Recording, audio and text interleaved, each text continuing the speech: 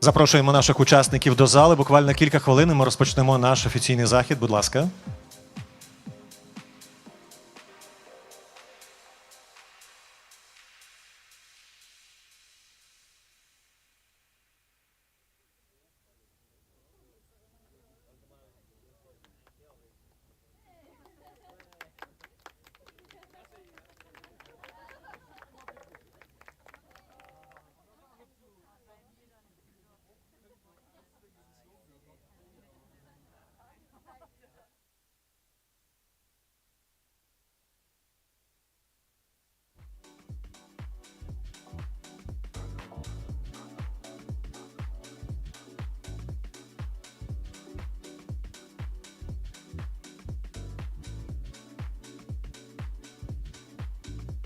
Поки всі гості наші збираються до зали, дозвольте відрекомендуватися. Мене звати Олег Панюта, я буду модератором сьогоднішньої події. Welcome everyone, and we are yet to start officially, but still there's a couple of house rules that I would like to share with you today. First of all, a cordial welcome at this very important event of today. I am honored to be moderating this event throughout the day. We are going to have 4 different panels to discuss some key topics of relevance and of concern for us in respect of Ukraine recovery and the skilled workforce that we will need.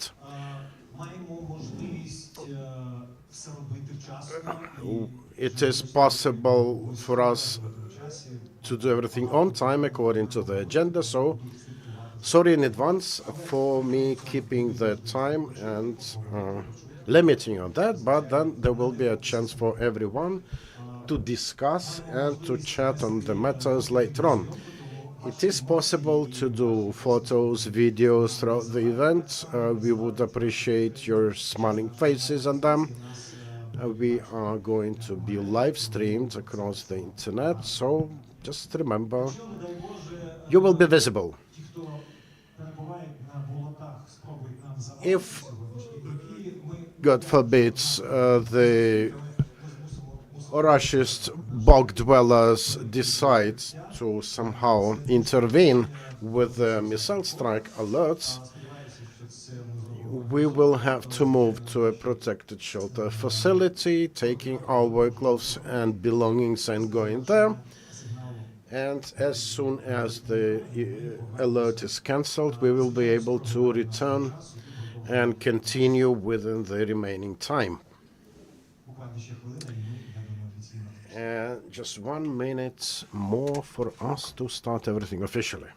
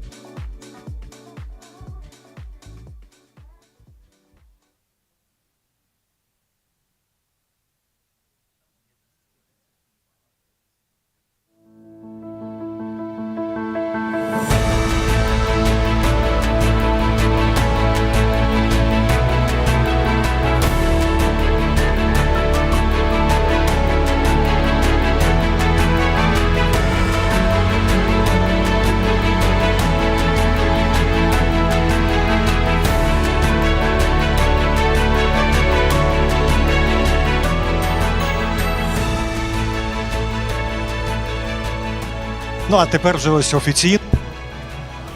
So now it's official. Welcome everyone at our event to prepare to the conference on Ukraine recovery in Berlin. This event is very important because it is to give the impetus in our searches for answers to the challenges we've been facing as the country. We are in a third year of the war, and when we think and talk about things we go through, we also think about ways of overcoming it. And now we see a growing problem of a vision of what Ukraine will be tomorrow, and what efforts, what skills will be needed to make this happen. And people are at the center of every such effort, because every hope is only viable if there are people behind it.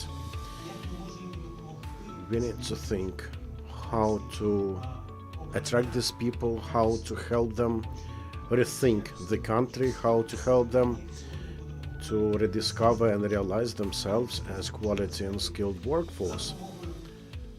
These are the topics we will be covering today, and we will be listening to representatives of important institutions from Ukraine, international partners like GIZ, that is operating on commission of the federal government of Germany, and special thanks to them for that. It is also possible for us to extend our thanks to everyone who works to resolve the problem standing in front of us. So the official event is to start with official welcoming addresses, and this is the part that we cannot avoid. So I would like to welcome Sergei Babak, head of the Parliamentary Committee for Education, Science and Innovations. Please. Good morning, dear colleagues, dear partners, friends, guests. I'd like to thank the coordinators for the event. I'd like to thank the armed forces of Ukraine for enabling it, for making it possible. The relevance of the topic today is unquestionable, not only in the context of the future recovery of Ukraine, but also in the context of what we are doing now. And we do need now skilled workforce. It's no secret that for the past 5 to 7 years, with the visa-free treatment we've got, we see an increasing drain of the skilled workforce, and we need to replenish it. A lot is being done by the parliament, by the central bodies of the executive, by the ministry to mitigate that. We have adopted a number of legislations. We adopted a range of educational programs. We've instituted new short-term training programs. This is what the labor market exactly needs. Already at the wartime, we adopted a rather important law to allow recognition of partial qualifications and the qualification centers. 69 qualification centers have been established to date. About 3,000 people have been able to confirm their qualifications via them. Also, together with the ministry, we are rebuilding the current VET schools to make them more attractive among the young people. For the past 7 years, we've created more than 250 practical education centers. We are to open 72 more this year. And we still have some systemic problems that we need to sort out, and these definitely merit discussion at the panels we're going to have today, like the state order on some occupations. We have like 5,000 openings under the state order procedure, but we are going to fill only 4,000 of them. On the one hand, it is about saving some resource. On the other hand, it is indicative of certain problems, because maybe we need to rethink the state order. Maybe we'll need to reconsider how many of whom we need to. Це новий закон про професійну освіту. Він вже є в декількох драфтах і зараз знаходиться на полі міністерства для того, щоб Кабінет міністрів його узгодив між собою і подав. Це справді те, що для нас важливо, особливо в контексті вступу. Currently, the new draft law is now in the ministry and waiting for the passage, and it will contain very important aspects. One of them will be the regulated occupations. I assume that we will need a separate law on regulated occupations, since the EU, this is a separate regulation area. And the third very important aspect to which I would like to draw your attention. This is of primarily importance. We expect to have a lot of veterans, huge number of veterans, and coming back from the front line. And I personally communicate with many veterans who are now undergoing treatment, and they are getting prosthetics, etc. They are ready to be requalified and retrained, but they are not ready to waste several years for that. They are ready to spend between 3 and 6 months to master new occupation, new profession, and that is what I meant when I mentioned a short-term retraining and certification. And then there's also brings in formal and informal education, formal and informal VET, and for the certification, which will bring a lot of labor force into the labor market. And I hope that altogether we will manage to do that, just as we will manage to prevail in this war. Thank you for this introduction. I would like to invite Mr. Dmytro Zagorodny, Deputy Minister of the Education and Science of Ukraine. Good morning, everybody. It's a bit difficult to speak after such a motivating speech, and I've been thinking what to say. First of all, I would like to thank to our international partners, thanks to whom we are able to organize this event, and what is even more important, who contribute and to the implementation of many important projects. Specifically, I would like to thank to the government of Germany. I also would like to thank for your thinking, for your effort contributed into thinking how we should build up a recovery of Ukraine, how we should structure it, how should we involve a human force into that. I am of course very grateful to all those who invite us to the conference in summer, which will be held in Germany. I believe that this is very important. Today we can observe how new buildings, bridges, highways are being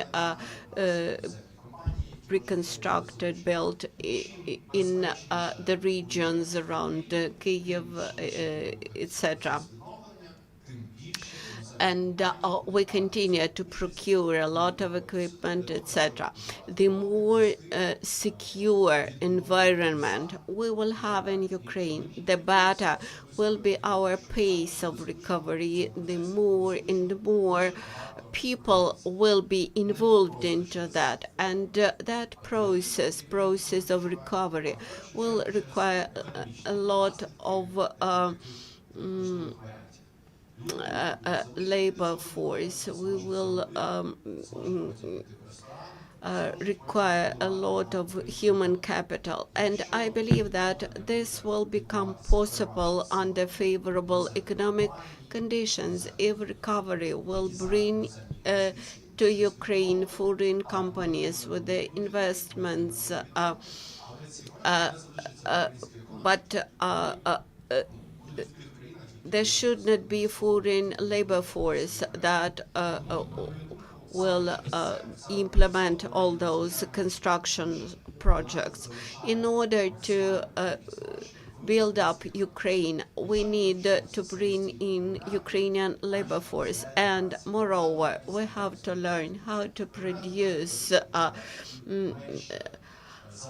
our production means, our own tractors, our own cars, our own materials for reconstruction, etc. And this is important even now when we support and promote Ukrainian manufacturing, Ukrainian production, because taxes from all those economic activities are now contributed to the military budget, to the war budget of Ukraine, and spent on drones. The second aspect of our discussion, which I like very much, is as follows.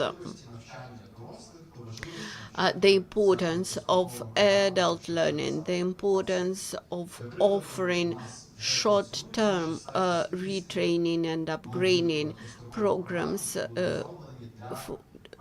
to adults. Currently, we have almost 100 training and retraining programs which we can offer to veterans to retrain them, and this potentially may increase the flows of adults who are eager to get new training. And I'm very grateful to everybody who develops this new trend, because it allows the VET institutions to offer something new, which is commercially vital, to earn some money, to improve their facilities. And here we have good prospects for development, and for development with connections with cooperation with businesses. And I believe that businesses have good potential for development of such training programs for adults. And unfortunately, in this area, our starting point is rather low. Recently, I've read that Kowalska company Kowalska company opens their welding training center in Kyiv, and they offer this training free of charge, and they have realized that they need welders, and they prefer to launch such short-term training to satisfy their needs a labor force, instead of sending candidates to the state VET centers, training centers. And this means that state training centers work inefficiently.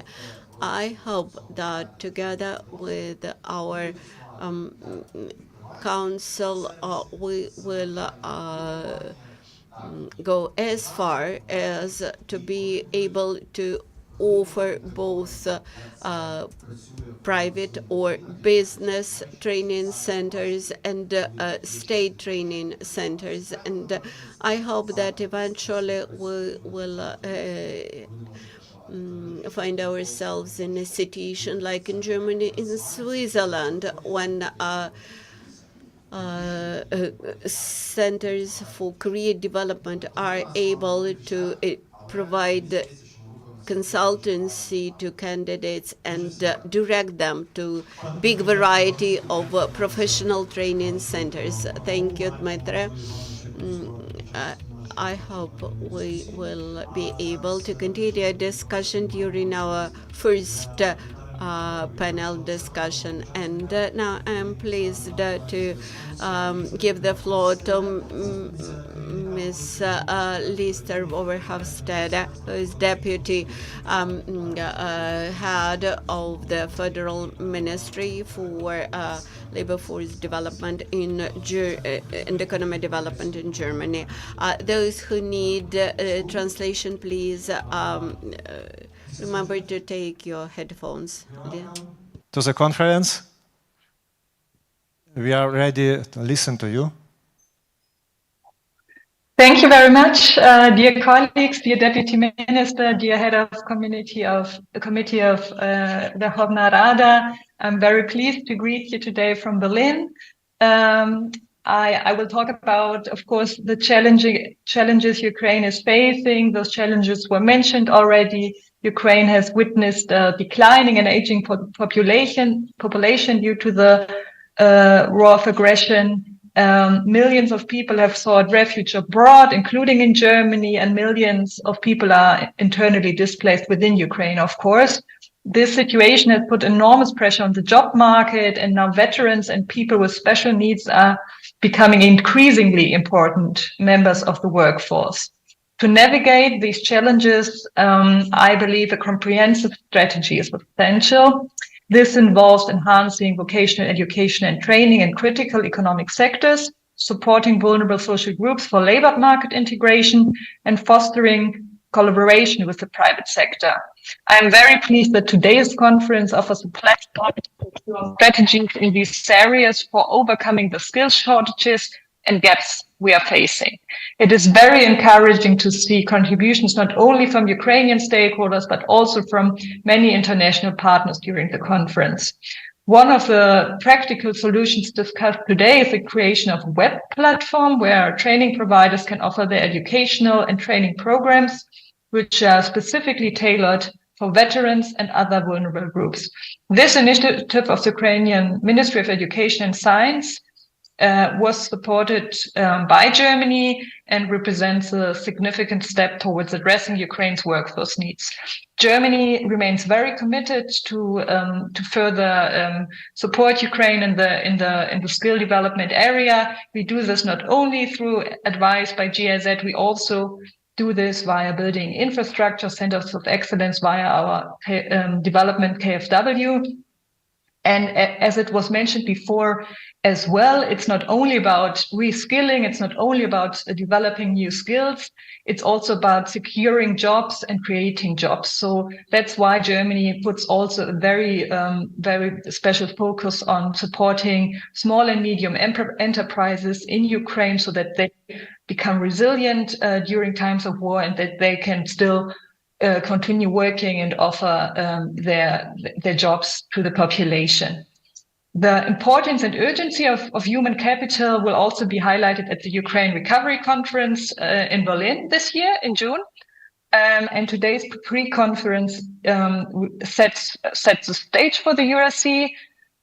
We will also have a second pre-event on a very similar topic on human capital development and reskilling in Berlin this year in April, and then this will be our road to URC.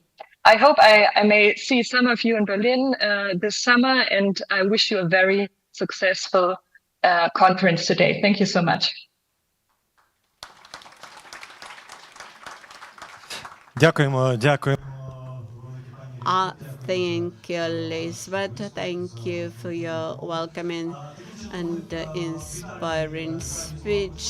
We have heard our welcoming speeches, and now it's time to start our first discussion panel, which is devoted to, which is dedicated to the immediate needs in qualified labor force.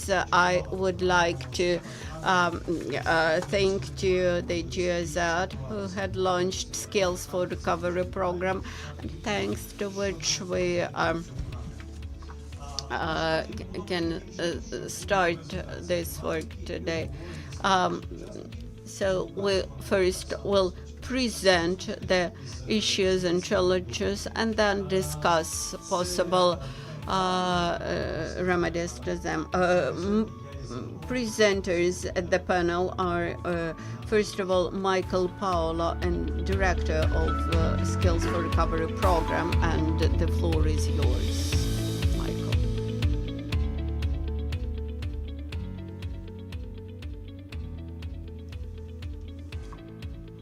So from my side, I think the last days were not business as usual for all of us. That's why I'm also really happy that we are able to meet here today and to discuss the important topic of the labor market and how to address the shortage of skilled workforce.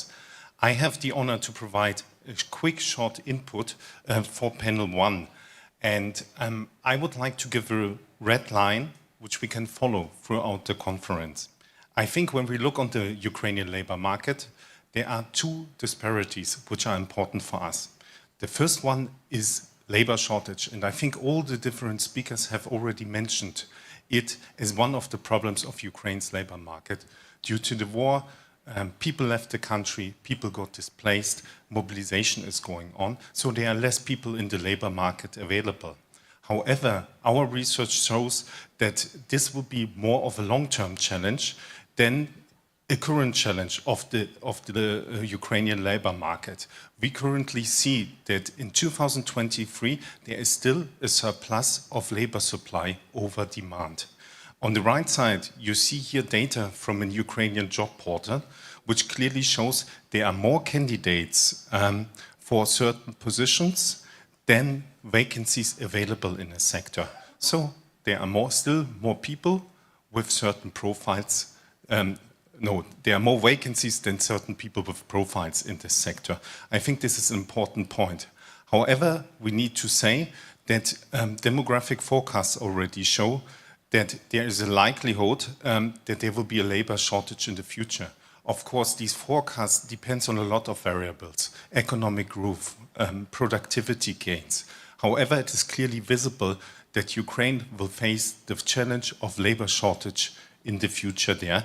And this would pose, of course, a risk, not only for the recovery, but also for the stabilization of the Ukrainian economy in the long term. The second point I would like to show you is another disparity of the Ukrainian labor market.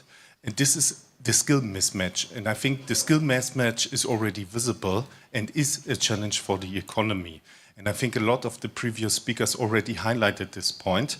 Skill mismatch means that there are certain skill demands in jobs, and the people applying for these jobs, they don't have these skills. And this mismatch is, of course, leading to underemployment and inefficiencies in the workforce. In our analysis of the Ukrainian job portal, we see a little bit, when we dig deeper, that there is this mismatch already visible. So the skill demands for certain vacancies, for certain positions, this is the one side. On the other side, there are the skills which people are bringing into. And when you look into the resumes and into the vacancies, you see there's a mismatch there. So the people who apply for position, they don't have the right skills, then the vacancies and the positions are requiring. And I think this is an important point also for today's conference.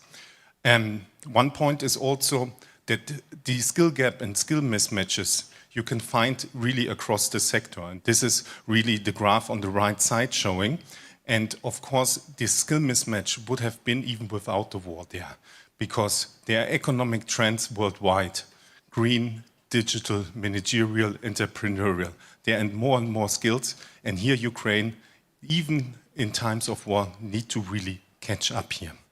I think in today's conference, we will have the chance to discuss a little bit how can Ukraine address the labor shortage in the long term and the skill mismatch in the short term.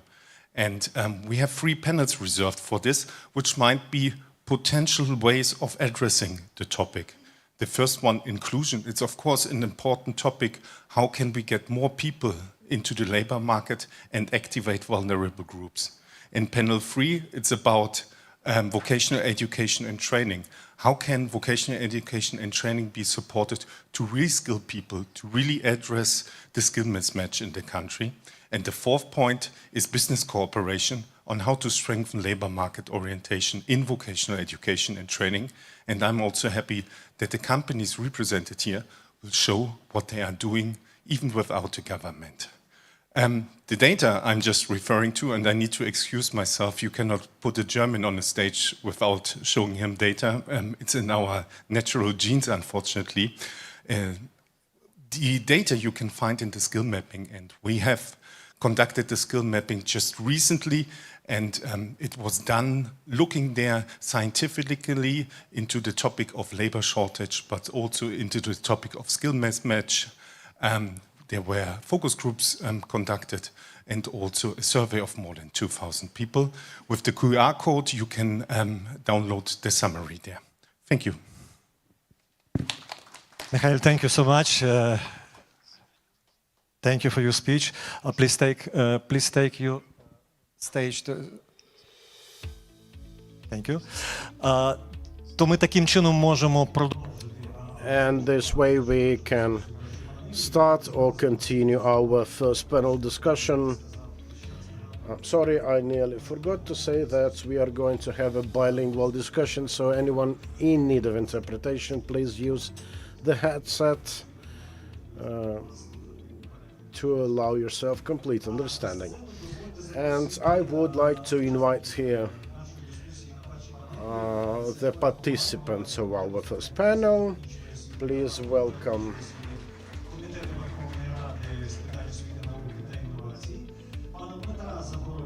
Dmytro Zavgorodny, Minister of Education and Science of Ukraine, Deputy Minister, Lynn Windmeyer from the ILO Directorate, Yuri Balanyuk, Head of National Qualifications Agency, and Olga Koval, Head of the Subcommittee for VET and Preparatory Education. So the first panel will be about the urgent need for skilled workforce and its role in the long-term economic recovery. This is a rather important matter that we are facing already now. And my first question is to Olga Koval. Is government already able to properly assess the shortage of skilled workforce in spite of the war, in spite of catastrophic ruins, in spite of this growing need for recovery, proper understanding of it? Do you have the number of people we need now, not speaking about what we will need in 10 years?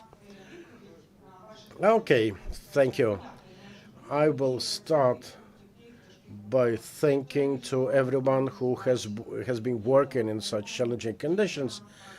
I think yesterday many of you could see a video of a girl continuing serving coffee at a local coffee shop in spite of the missile strike. This is about the resilience of our people. This is about the resilience that make our economy hum and operate. Now, the number of people that the economy needs is very important, and the Ministry of Economy has been doing forecasts, short-term, mid-term forecasts. Unfortunately, we don't have anyone from Mineconomy with us today, but I'd like to explain some of the results of the previous researchers they did. Like in October last year, the data show that in 2024, the need for skilled workforce and skilled personnel, additional requirements as well, will be roughly in the range of 450,000. Speaking of 2025, it will grow to 500,000. 500,000, right, 500,000. This is what the Ministry of Economy says based on the research. Speaking of further trends, I will allow myself guessing that the number will only grow unless we provide timely response to it. What we need to do, just for general understanding of everyone in the room, the number of graduates VET school has per year, I mean all of the VET schools, it is about 80,000 graduates.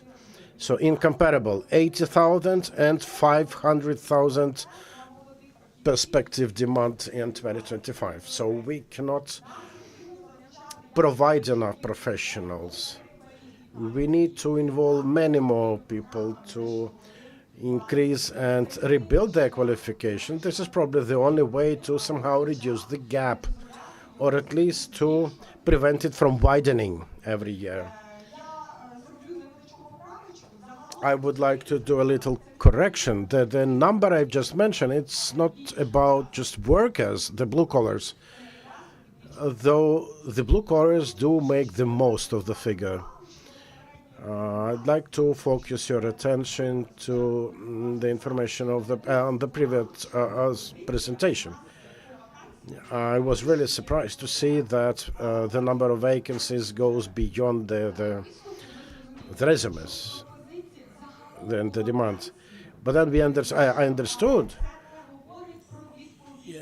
Well, we may have more openings, more vacant positions, but it doesn't say about the relevance of skills on offer to those demanded on the market.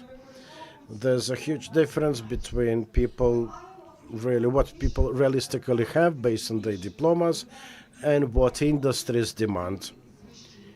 We still see people with higher education going to employment offices.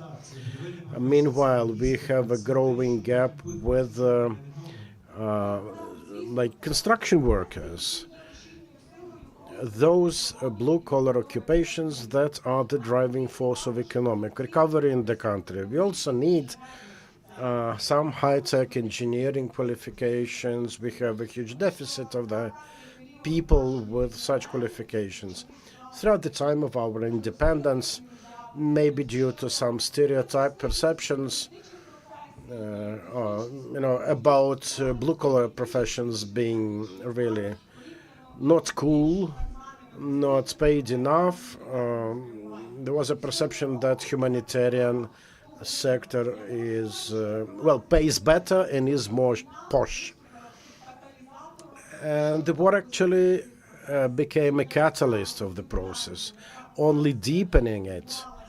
And really looking at the dynamics we've had throughout the decades, we can see how it became exacerbated during the time of the war. Okay, now, dear Dmitro, you mentioned Kowalska in your speech, and this is quite a hard story to swallow. I can tell you that even before the war, every big TV holding would have a certain training school for the newcoming personnel to train them in the ropes of their professions. And yeah, it's also a challenge for, say, welders that have graduated from a vet school. They will have to be retrained to fit into the current needs of the company. This is what the Ministry of Education needs to look into, because it is about creating skills needed for the recovery of the country. How you're going to cope with it? This is not a challenge, a universal one. It's rather a series of challenges. And there is no silver bullet to deal with it. Political will not be enough for that. It is rather a range of really complex issues that require some really tough decisions to be made. Speaking of overall business needs, for example, what companies need. Let's take this welder occupation.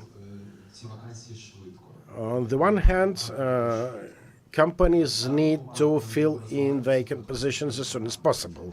From here, the need for short-term training programs to keep this tempo of supplying the labor market with necessary workers. There should be also opportunities for informal training, and those qualification centers have to be set up to quickly allow people with practical skills confirm their qualifications. The second issue is a bit more complex one. I checked the QR code offered by Michael. Maybe I have some German roots in my ancestry. But okay, if we check for the gap between and mismatch between the skills, you will see it is about hard skills when, say, a welder tries to apply for a job without knowing the occupation. On the other hand, there are such things as responsibility, the ability to assume initiative, and so on. And we will see that the discrepancies with the soft skills sometimes are far deeper or greater versus hard skills. Because imagine you're a company, an employer willing to get someone on board. Definitely, besides any hard skills, you will be looking also for soft skills to see if a person is responsible enough, a team player enough, a multitasker enough, and so on. And unfortunately, the short-term training programs we are talking about are not able to quite look into these soft skills matters. It's safe to assume that we are talking about adults who probably need to understand how to be responsible, how to be a team player, who have some sort of education. Just let them get trained as welders and it will be okay. Not the case in real life, though. We will have to improve this educational component at all levels, from secondary schools to university levels. It's really a big problem that we need to pay attention to. Okay, thank you. I would like to give the opportunity to Aida Lindmeyer. She has just started working in Ukraine at ILO office here, if I'm not mistaken. I'd like to wish you all the best and all the inspiration you will need to work here. But let me ask you, Aida, in your view, what is it that Ukraine needs the most currently? How such challenges could be decided or settled? Thanks so much for welcoming me here. I really am honored to be able to be part of this incredibly strong country's reconstruction process. I think there are many needs in Ukraine right now in terms of labor. We have recently launched research, or let's say a rapid market assessment when it comes to the needs, the skills that are needed the most. And in parallel with that, we also had projections on the labor market needs in Ukraine, which we were asked by the Ministry of Social Policy. And in order for Ukraine to cope with it needs at least 8.6 million new jobs to be created. And these jobs are in a variety of sectors, but as we will see, 60% of this job, about half of this, over 8 million, are needed in the higher level education. And then the second, less, 1/4 of it would be in the middle level and then the lower level. So skills are needed in practically every area. But if you are just looking at one of the biggest needs, like the reconstruction sector, there's other obstacles that we need to meet this need. Maybe I'll just go back a little bit. To meet this need, we need to activate all possible areas of our workforce, which includes activating women. which includes finding ways how we are going to integrate the people with disabilities, the veterans. And these are things that, as I can maybe just simply connect to Mr. Babak before, these are things that cannot wait. We already need to start creating initiatives right now, creating employment possibilities hand in hand with training, reskilling, upskilling, and it is not only focusing on the skills of the labor force, but we have to hand in hand work with the employers who need to create an enabling environment that can accept the new labor force. And we are focusing right now, right? Because when we are looking at the employers, we are also looking at the transition that they are going through. Our companies here have pretty much shifted markets from the old markets, which was Russia, Belarus, and the other countries, to the more free market economy of the European Union, which means even the companies have to go through a certain transition to up themselves to be able to compete in European markets. And then my colleague here mentioned also the soft skills. And these are very important, in particular when we are talking about people with disabilities. It's not only giving them the hard skills to come to the jobs, but also the soft skills of companies to create an enabling environment to give them the mental support. And this is the case in particular on the war veterans. So maybe I just end here. I'm sure we're going to be continuing the conversation further. Дякую. We thank you, Mrs. Lindmeyer. Now, over to you, Yuri. This story about the welder, a team player or a lone wolf. On the one hand, his professional skills are hardly dependent on his team working opportunities or capabilities. On the other hand, we see some skills that during the wartime and in the post-war period will be less relevant. Other things will become more relevant. So how can we deal with this challenge? Well, today the armed forces of Ukraine used the Ukrainian-made missile to successfully hit all the Olshansky military Navy vessel. So I'd like to thank every welder who contributed to the making of this missile that hit this Navy vessel of Russia. Now coming to the need for skilled workforce. Yes, it is also about our need to win this war and then to rebuild the country. If we are to be able to rebuild the country as soon as possible, we need to be able physically from here. Our welders, you can have them trained formally, non-formally, informally, because of the great need for welders. And I'd like to thank Mikhail Pavlov for his presentation to show the relevance of qualifications. Because 10 or maybe 20 years ago, a welder would look quite differently from what we have today. And probably, obviously, in 10 years, the level of skills needed to be a welder will be completely different from what we have now because of the change in technologies. Like, several weeks ago, I was at a forum on gender balance, I think here, and I was talking about women boldly venturing into previously all-male professions. And this is not just because of the war, but the technologies has changed, and now women can operate modern welding equipment, pressing several keys on computer. And let us look at those tools, at those mechanisms which Ukraine had introduced.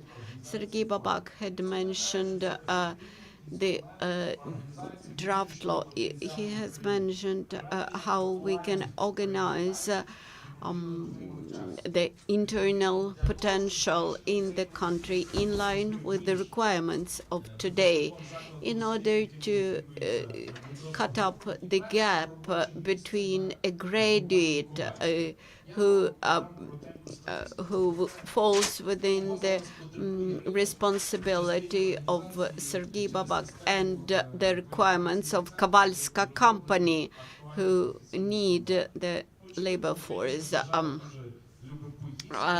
Of course, this is about the VET qualifications.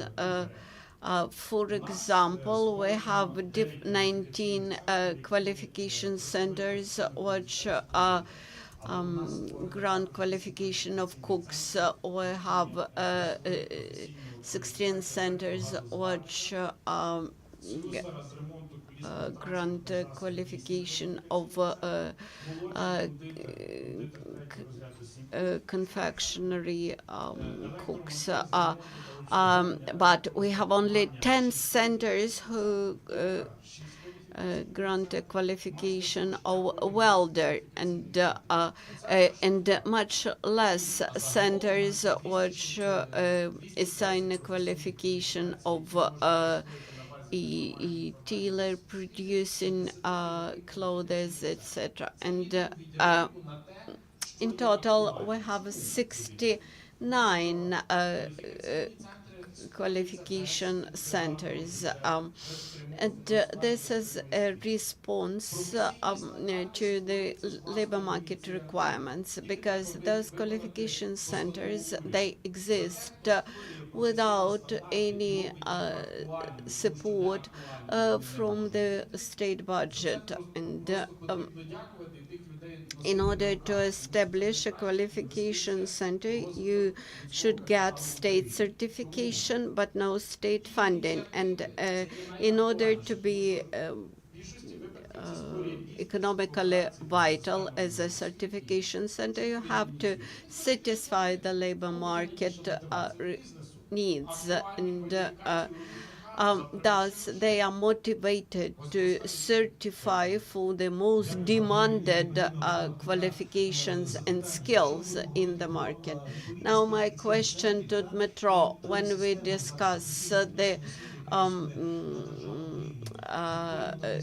coordination between the needs of the labor market and qualification centers, what do we have to change in VET area in order to increase this coherence? I mentioned already about the retraining and upgrading of adults. One of the reasons is that our infrastructure for lifelong learning, for retraining of adults, is very old, and this results in a situation when companies like Kavalska, they have to create their own training centers. One of the reasons of that grave situation in education for adults is due to the lack of investments, and that lack of investments this year will be cut up. We will allocate up to 2 billion hryvnia, but that is not enough to carry out all the repairs, re-equipment, refurbishing, etc. We would like to see twice, to see 2 times more applicants to VET than we have today. In order to encourage people, create incentives for them, we should be able to offer better hostels than ordinary universities, to encourage people to apply to VET, because thus they will get better training conditions, better environment, and eventually better qualification. Let's assume that we are able to allocate 15 billion hryvnia into VET. We won't be able to spend them efficiently. So we have to train our management how to offer more with more money. That is, to be a capable management, first of all, then be able to use better equipment to offer more quality training service. That is, we need more qualified, more professional managers for this area for VT. And what is even more important is to allow them more freedom in their everyday work.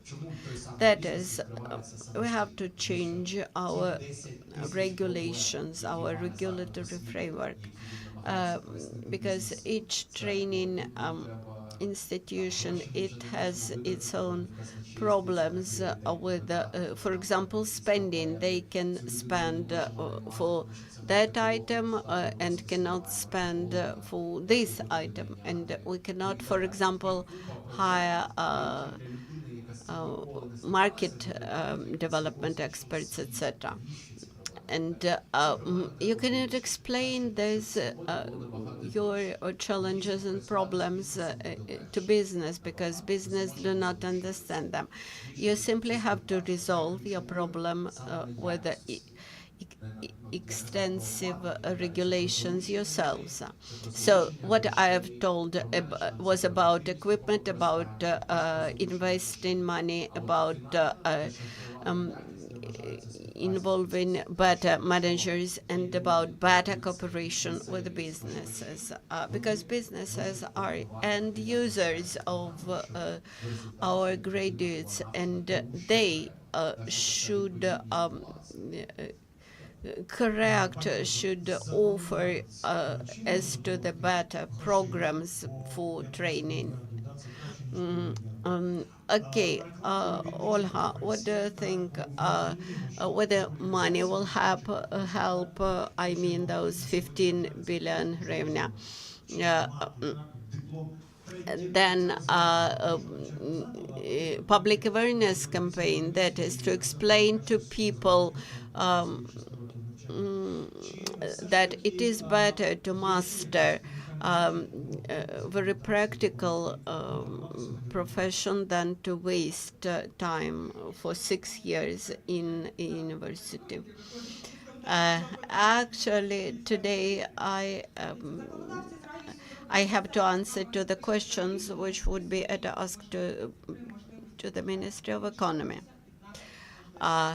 So, of course, when we work, we build up on our financial capacity, and despite that, from the ministry and from the parliament, we request better law on the formation of state order for the needed labor force, needed occupations. And unfortunately, as of today, the state order, that is funding for the state order, it comes from nowhere, based on nothing. And that labor force, which is required in the market, the data is to this labor force, and the data about the needs, they are inadequate because the state statistics in this area is imperfect. The data about unemployment, they also are insufficient, and the share of unemployed is bigger than it is officially reflected, and the need in labor force and mismatch between the supply and demand is inadequate. Unfortunately, we do not have representatives of the Ministry of Economy at this panel, but we have them in this room. I would prefer to have them here because the data what are available to me, that is what I received in result of cooperation with our foreign partners and from our employment service. And what we expect from the Parliament, the efficient way to form and to approve the state order and the funding for the most needed qualifications and occupations. Then we have to develop those things. We will need foreign assistance because our state budget now almost totally is spent on waging a war, and we will need assistance from our partner. I would like to pose a question to Ms. Lindmeyer. When I hear about the needs of the businesses and their needs in labor force, but when we hear about the state order for training of the needed labor force, and how can we assist to the state in forming such an order for the training of labor force and not to create additional obstacles to the state? Different ways that we can address the need for skill wars, especially to address the need for skills for the employers. There should be multi-pronged approach from the government, from the employers, and also from the workforce. I think we talked about need of different and variety of skills in terms of education, which we can expand. Maybe the current curriculum that we have doesn't necessarily meet the needs of the market. We can look at the trends and expand, include different areas of studying that are better meeting the needs of the market. But then we should not stop with considering different types of training like TWET. But there are also other ways of addressing the needs of the employers. It's like working with modules like work-based learning, which doesn't involve a 6-month training or a 6 years university, but where you match the mismatched skilled worker to the company, and then you support them in these 1 to 6 months while they are learning their jobs, learning their new skills that are needed for their job. And in that way, the company also is benefiting from the options that are given to them to expand their labor force. This cuts a little bit on the time of first doing the training and then going to find jobs, because very often we have seen in various other post-conflict countries and conflict countries, including the Western Balkans, in Lebanon, Jordan, Turkey with the refugees, that if you do the training first, you risk that you don't actually manage to find jobs soon enough. And then you lost the skill force. But if you match them immediately to the jobs, then the chances of them being retained in this job by the companies are really, really high. I mean, in our cases, we have developed for a very long time know-how in this area. In our cases, we have over 70% of retainer, and which has been a huge, huge help to the government and to the employers, but also has taken a little bit of a burden off the government so that they could more effectively invest their resources in expanding the educational sphere for the future labor force. Дякую, пані Ліндмаєр. І хотів таким, знаєте, завершальним. And the final question I would pose to Mr. Mikhail. I believe that Skills4Recovery Programme tries to tackle the key challenges, and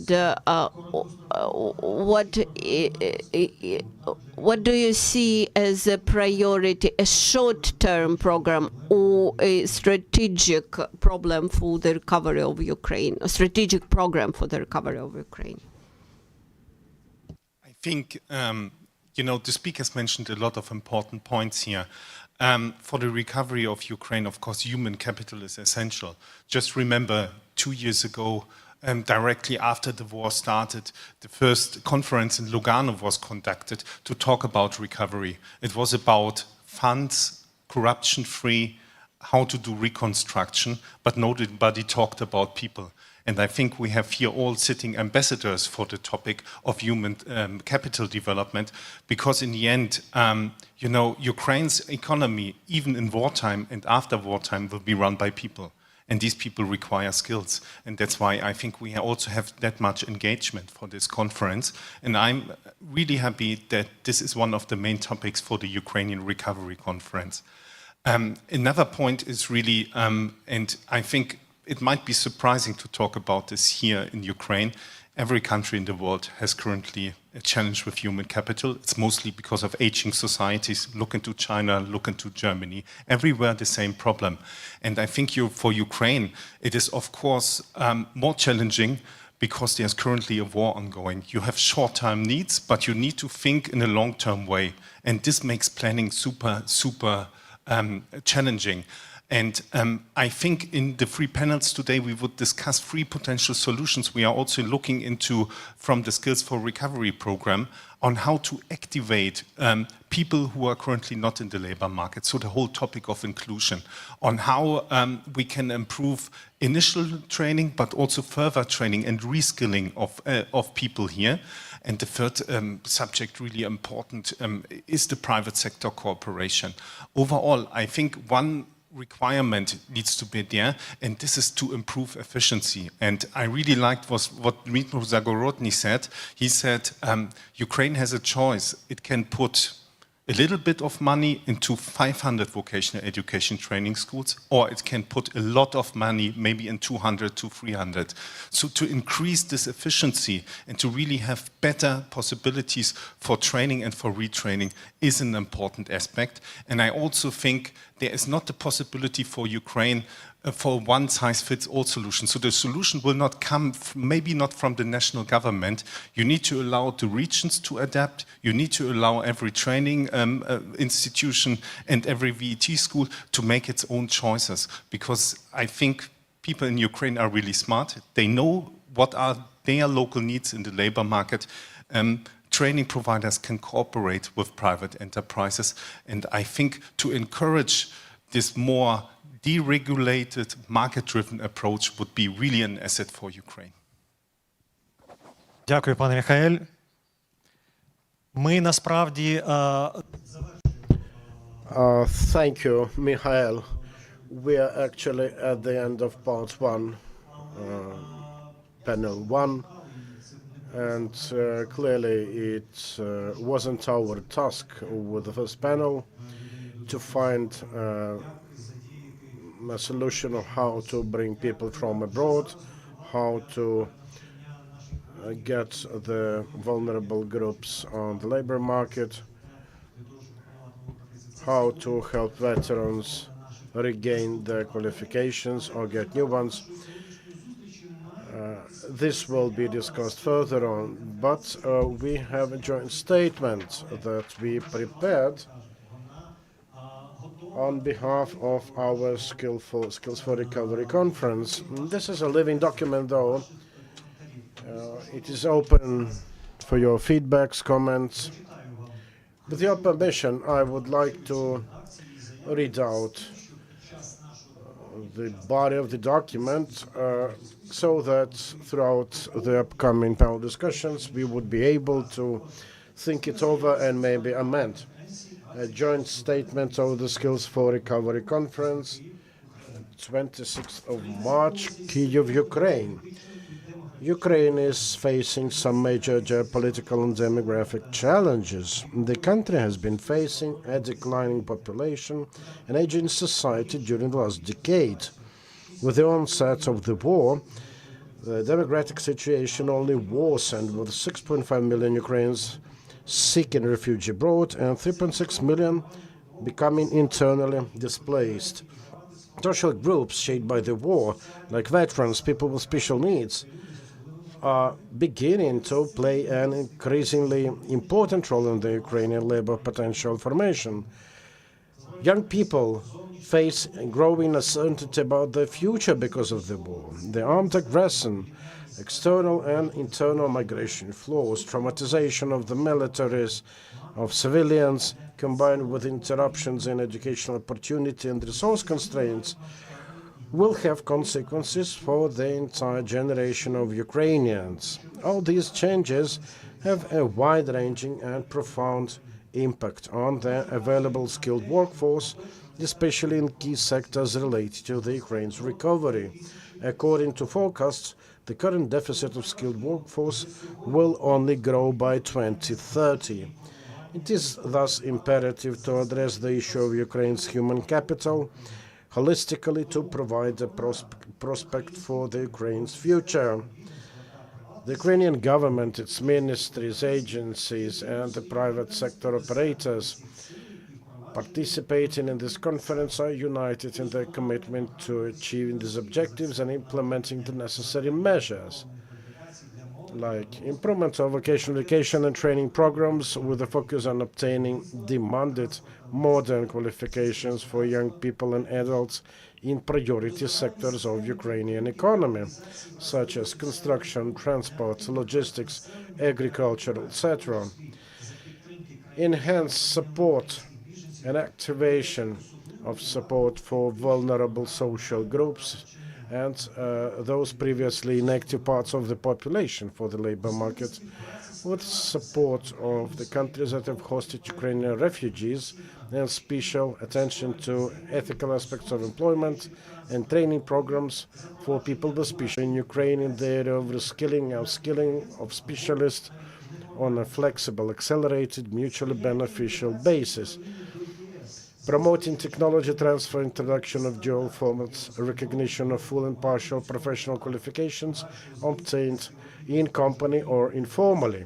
Promotion of Ukraine's integration in the EU, ensuring compliance with EU approaches and standards to human capital formation, further strengthening cooperation between Ukraine and the EU on training and qualification recognition programs, including creating conditions for the successful reintegration of citizens returning to Ukraine by recognizing their training and diplomas obtained within the EU and in neighboring countries, ensuring the continuation of reforms for securing qualification development of human capital, including optimizing the network of educational institutions, building autonomy of educational service provider, and modernizing practical training centers and centers of excellence.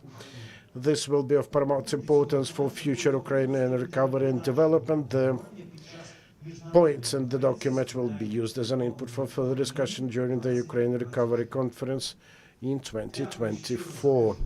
We thank you cordially for having listened to this text.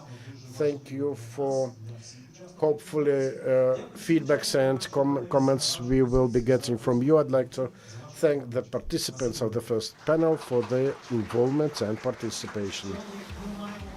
Dear friends, we have a 30 minutes period for a recess, and I suggest we reconvene for continued discussion afterwards.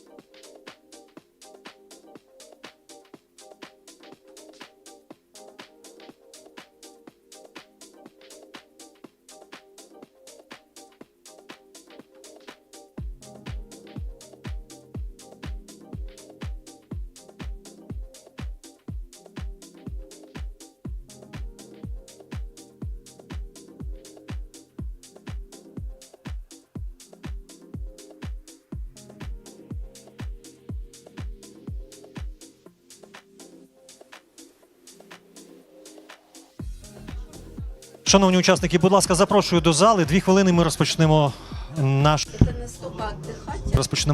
наступну панель.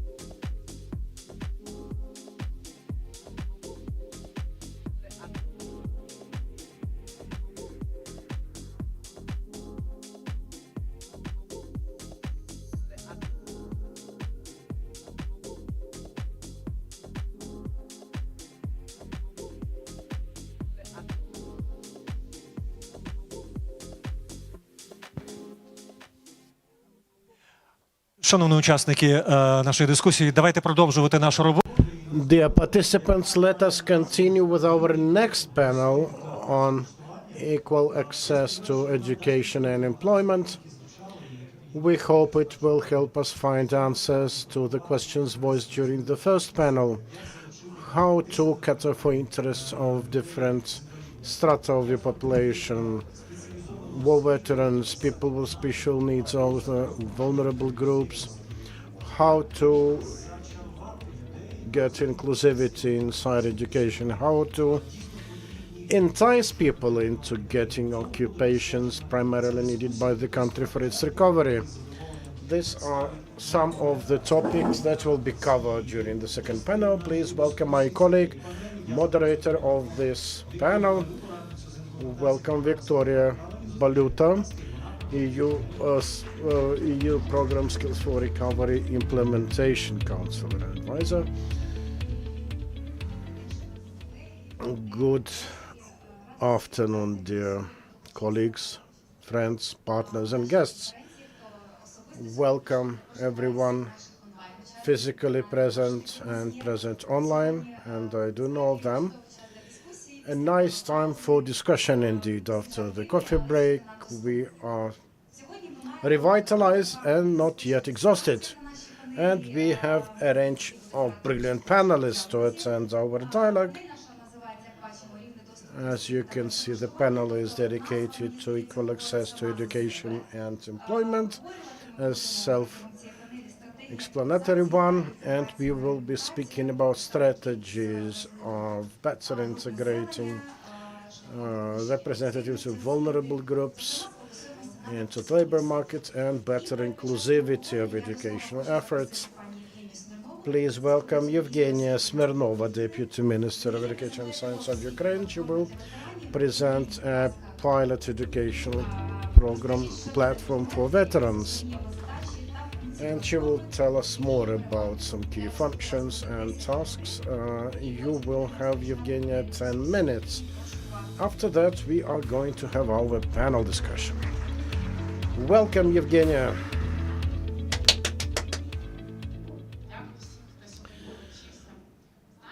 Thank you, everyone.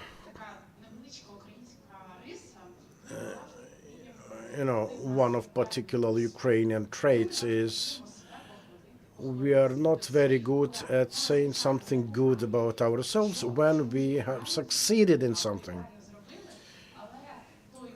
We are better off saying kudos to our partners.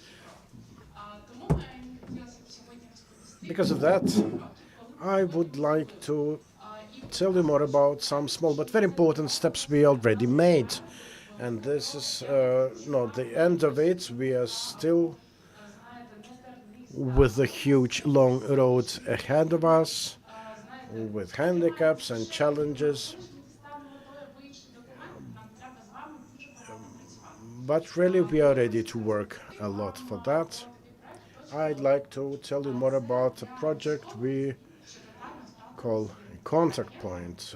This is for the servicemen and civilians who are visually impaired. A horrible problem in itself that both the military personnel and civilians have come across, having lost the eyesight. The overall objective is to help the people adapt to everyday lives. In simple language, it's about finding spatial bearings, being able to make coffee or tea for yourself, being able to navigate across the city using white stick, even using computer. This will be followed by a set of public services for such people. We had 2 groups of trainees so far, and these have been governed by a community group, working with visually impaired servicemen for some 8 years.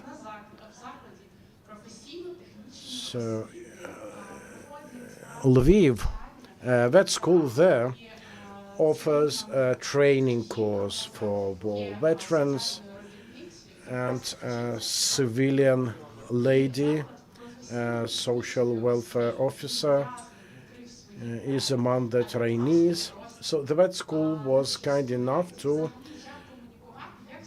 make the premises available to the students in an attempt to help them in everyday life. We have a curriculum prepared already, we have pedagogical support arranged, and we truly hope that in short time the professionals in the area will be able to visit the UK to share their experience and to learn from the available Western experience to implement it in Ukraine.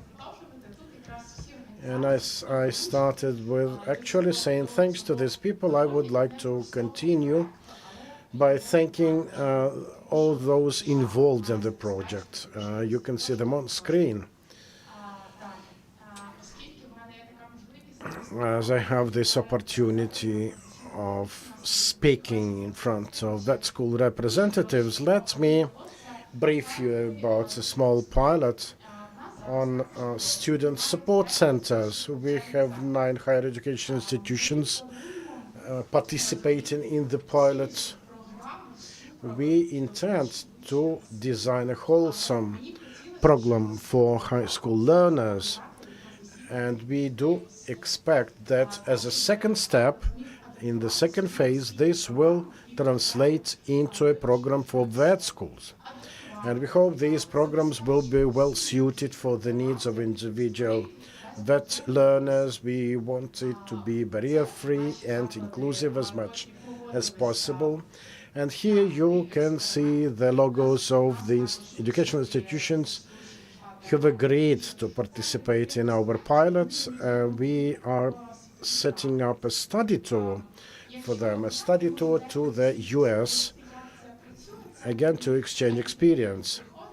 Just to give you a glimpse of it, when a potential learner comes to a vet school or other educational institution, the person may tell the institution what kind of special needs or particularities the person may have, so that the educational institution is able to tailor lectures, teaching, all the process curriculum to the needs of that person. The Ministry for Education and Science has just started the strategy of inclusive learning. We have already approvals from some key line bodies, central bodies of the executive, and this strategy will cover all levels of education, from preschool to higher school. Sorry for abusing your patience with information, but, well, how this idea came into being. You know, we have quite a number of vet schools and higher education institutions offering the training opportunities for, say, war veterans. Now we have a catalog that we are setting up with information on such institutions, and this will be made available to war veterans. It will offer a really simplified dashboard information, also convenient for people, for visually impaired ones. And based on your, say, geographic location or the residential you're living in, you can get this tailored information on education opportunities there. There is a special focus on program duration. After multiple discussions with war veterans, we learned that they're not ready to spend 3, 4, or 5 years for their trainings. They want to get as much skills as possible as soon as possible. And this corresponds to the war, to the post-war experience worldwide. We see that people returning from the battlefield seldom go back to their original occupation or profession. They want to reinvent themselves, and with a view of that, we've decided to set up this portal at Ministry of Education premises. We invite everyone to participate because we want to create like one-stop shop window for every veteran, which will be comfortable, suitable for everyone to find something that suits the person. We want it to be really a barrier-free solution to prevent the situation when war veterans are effectively excluded from education. Thank you. Thank you for your attention, and we hope the panel discussion will further expand the topic. Thank you, Evgenia, for presenting the platform. We hope it will make for a nice tool to train veterans, to get them retrained, and help them reintegrate in the civilian life. to find employment and happy life thereafter. I'd like to invite also here Valery Shushkevich, Chair of the National Assembly of People with Disabilities of Ukraine. Please, Valery, let me invite here Oksana Sivak, Deputy Minister for Veteran Matters in Ukraine. Dear Oksana, welcome. We also have Irina Postolovska, Deputy Minister of Social Policy of Ukraine.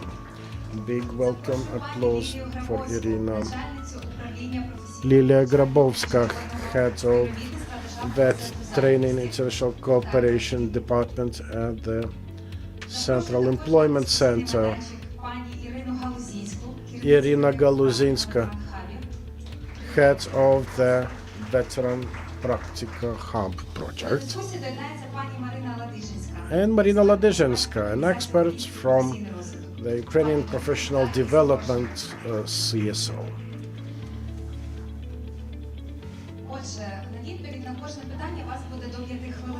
Dear participants, we have our time limits to answer each question. And let me start with the question of what makes for the topmost priority in the building of inclusive society in Ukraine. Logically, I'd like to start with you, Valery. What do you think about that?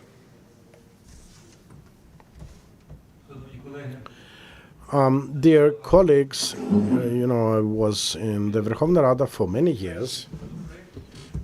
One of the first bills of mine that concerned education and employment covered the disability criteria of it. I was the first to include in the laws of Ukraine the thing that the disability criterion could not be about inability to work. We used to have as a criterion loss of capacity to work. Now we don't have it. It is mostly about employability of an individual. But this criterion has remained a stereotyped one.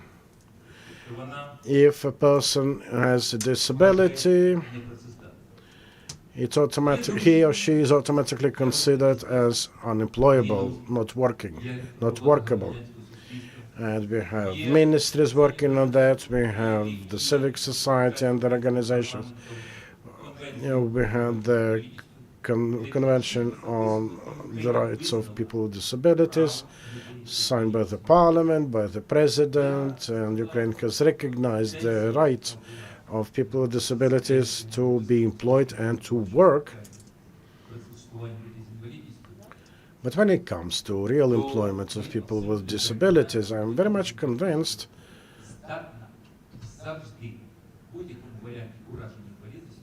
that a disabled individual is really able to work, able to deliver.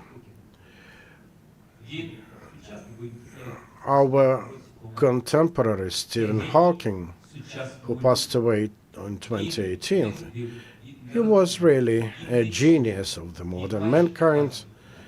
With multiple impairments, he has remained a genius of the modern mankind. Just check what he did in space science, what he did for the global human community. He worked in practically every scientific domain. This says of a direct connectivity between the right to employment, the level of civilization in a country.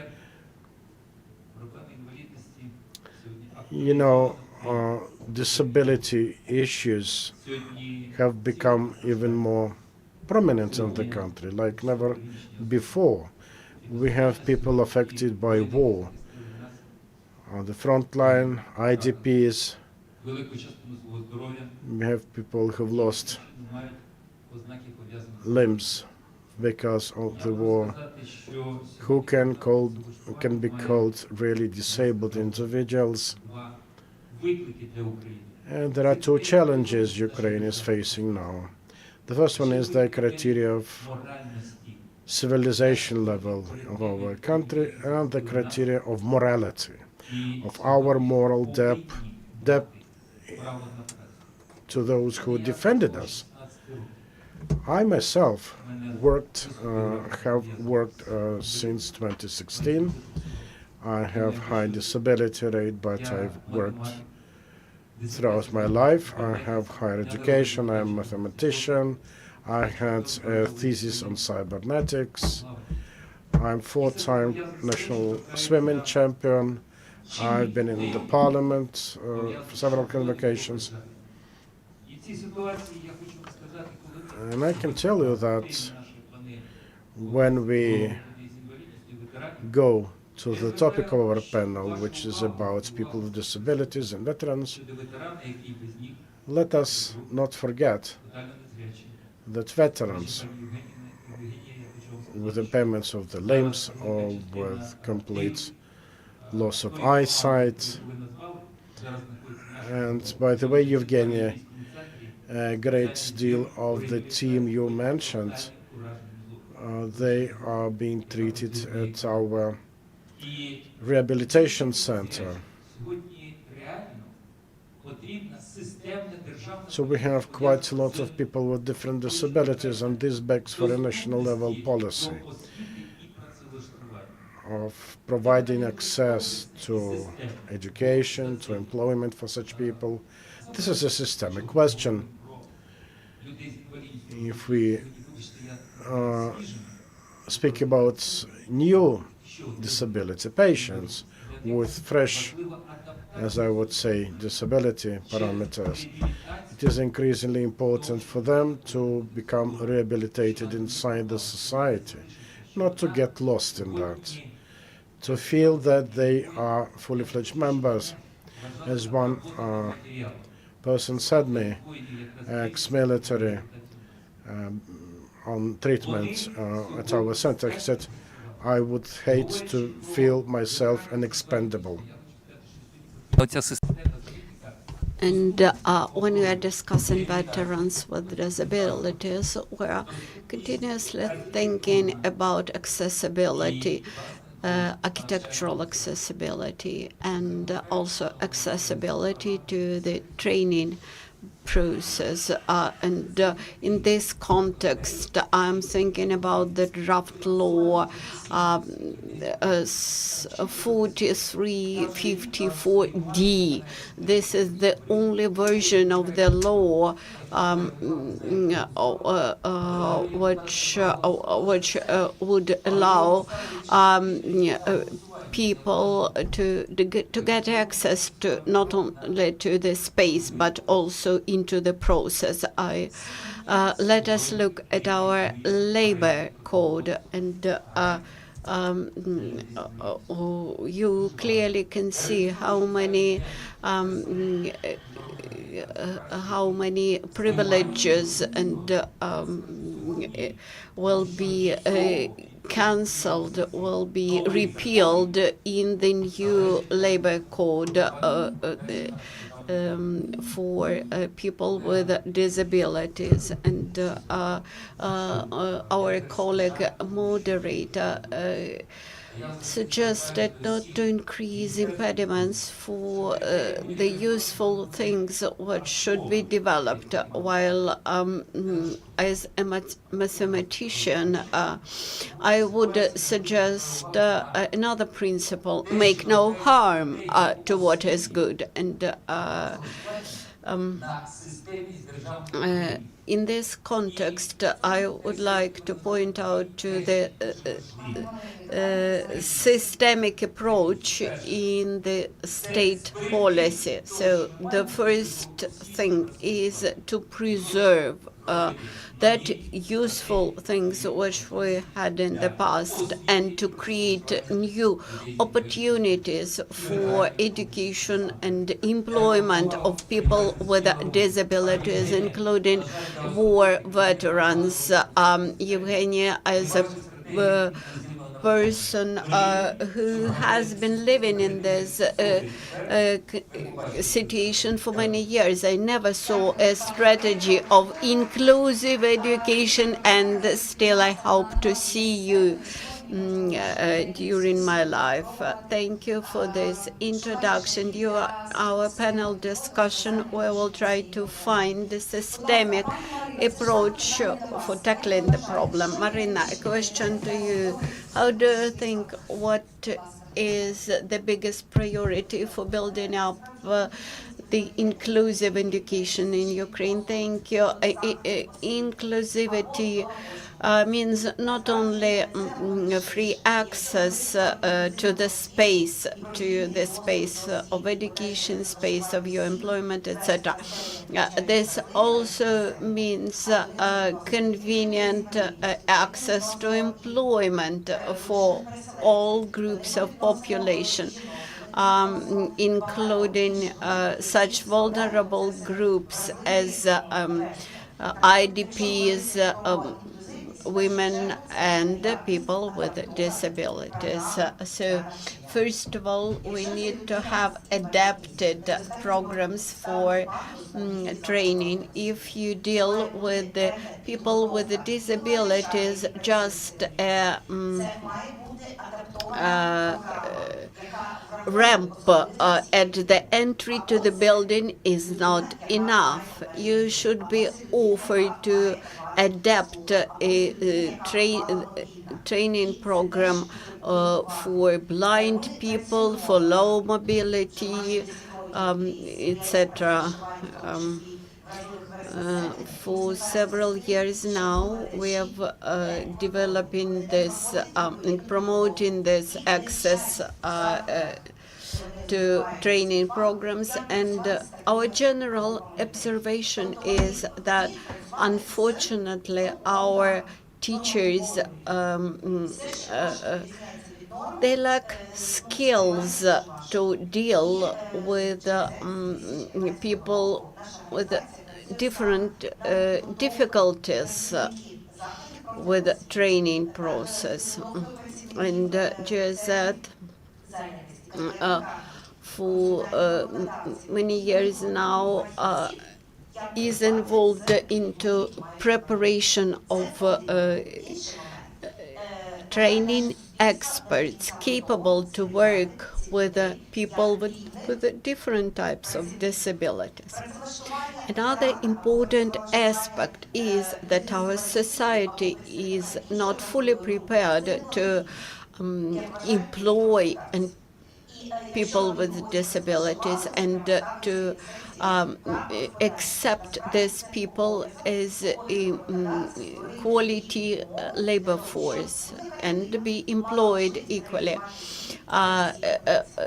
Employment of people with disabilities, it's not a charity, and this should be done without understanding that you are doing a charity. And when we think about changing the way of thinking, changing our mind, we should thinking about elimination of cultural stereotypes. That is, we limit their rights. We because of our vision of them, because of our stereotype vision, because our stereotypes about the inclusion of those people.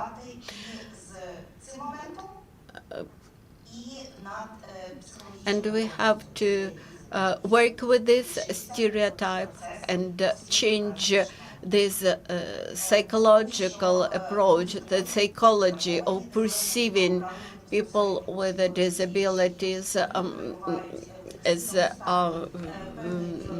people, as different people, so to say. On the other hand, people who experienced different traumas, irrespective whether they participated in combat activities or not, people with a disability, people with trauma, they require special approach.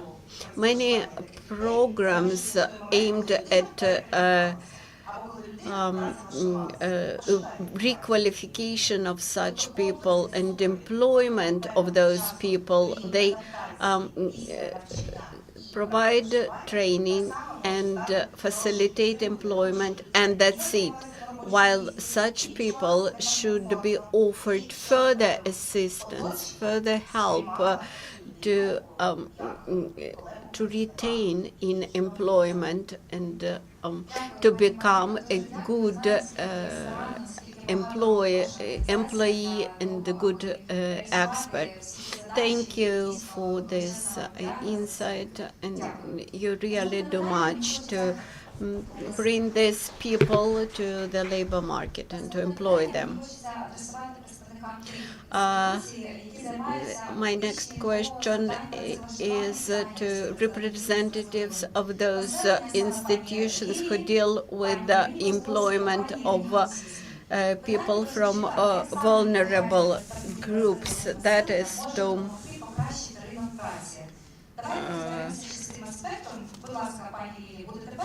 Lilia,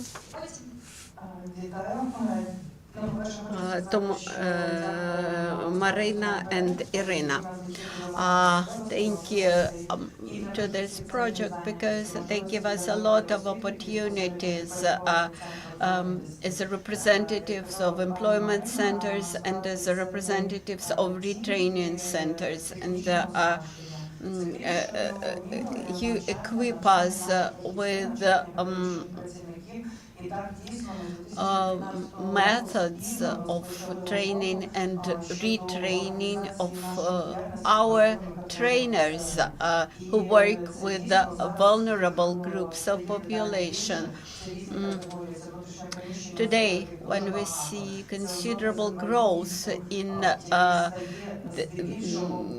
variety of vulnerable groups, we have IDPs, we have people with disabilities, we have people with disabilities acquired in result of combat activities. This is a separate group of people with very specific needs, and I agree with Marina that for those people it is very important to offer individual trajectory of training. Also, the combatants, former combatants, they require very specific psychological support. And as of today, Association of Employers, jointly with the Ministry of Economy, had done a survey among 33,000 of employers. This was a huge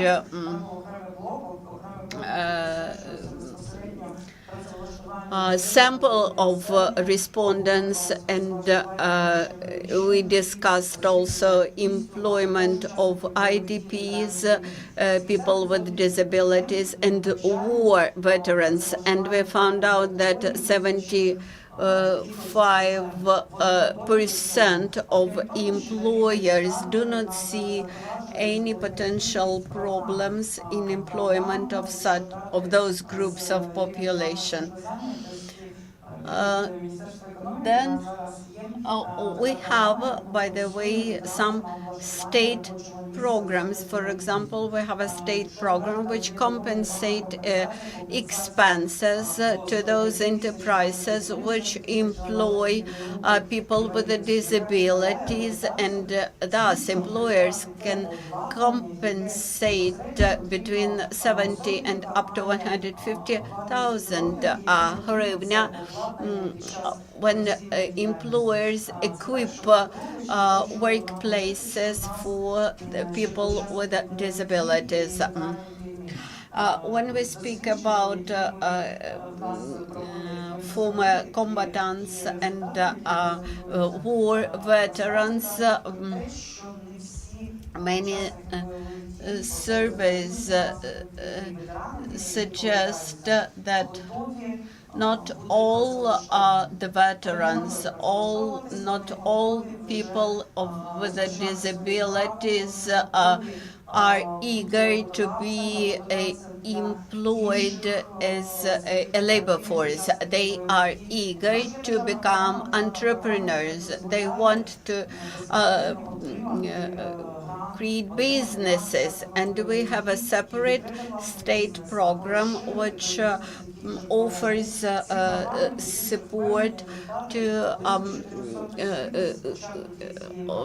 these new entrepreneurs, and more than 6,000 of war veterans had already received grants from that fund, and I believe that, and there is additional program of micro grants for launching business for IDPs and people with disabilities.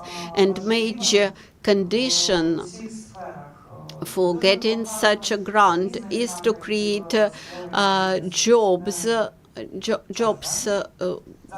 by those businesses, because creating jobs had become the issue number one for us. Every day we see the growth of numbers of people who require assistance, our assistance as government officials. Thank you, Lilia.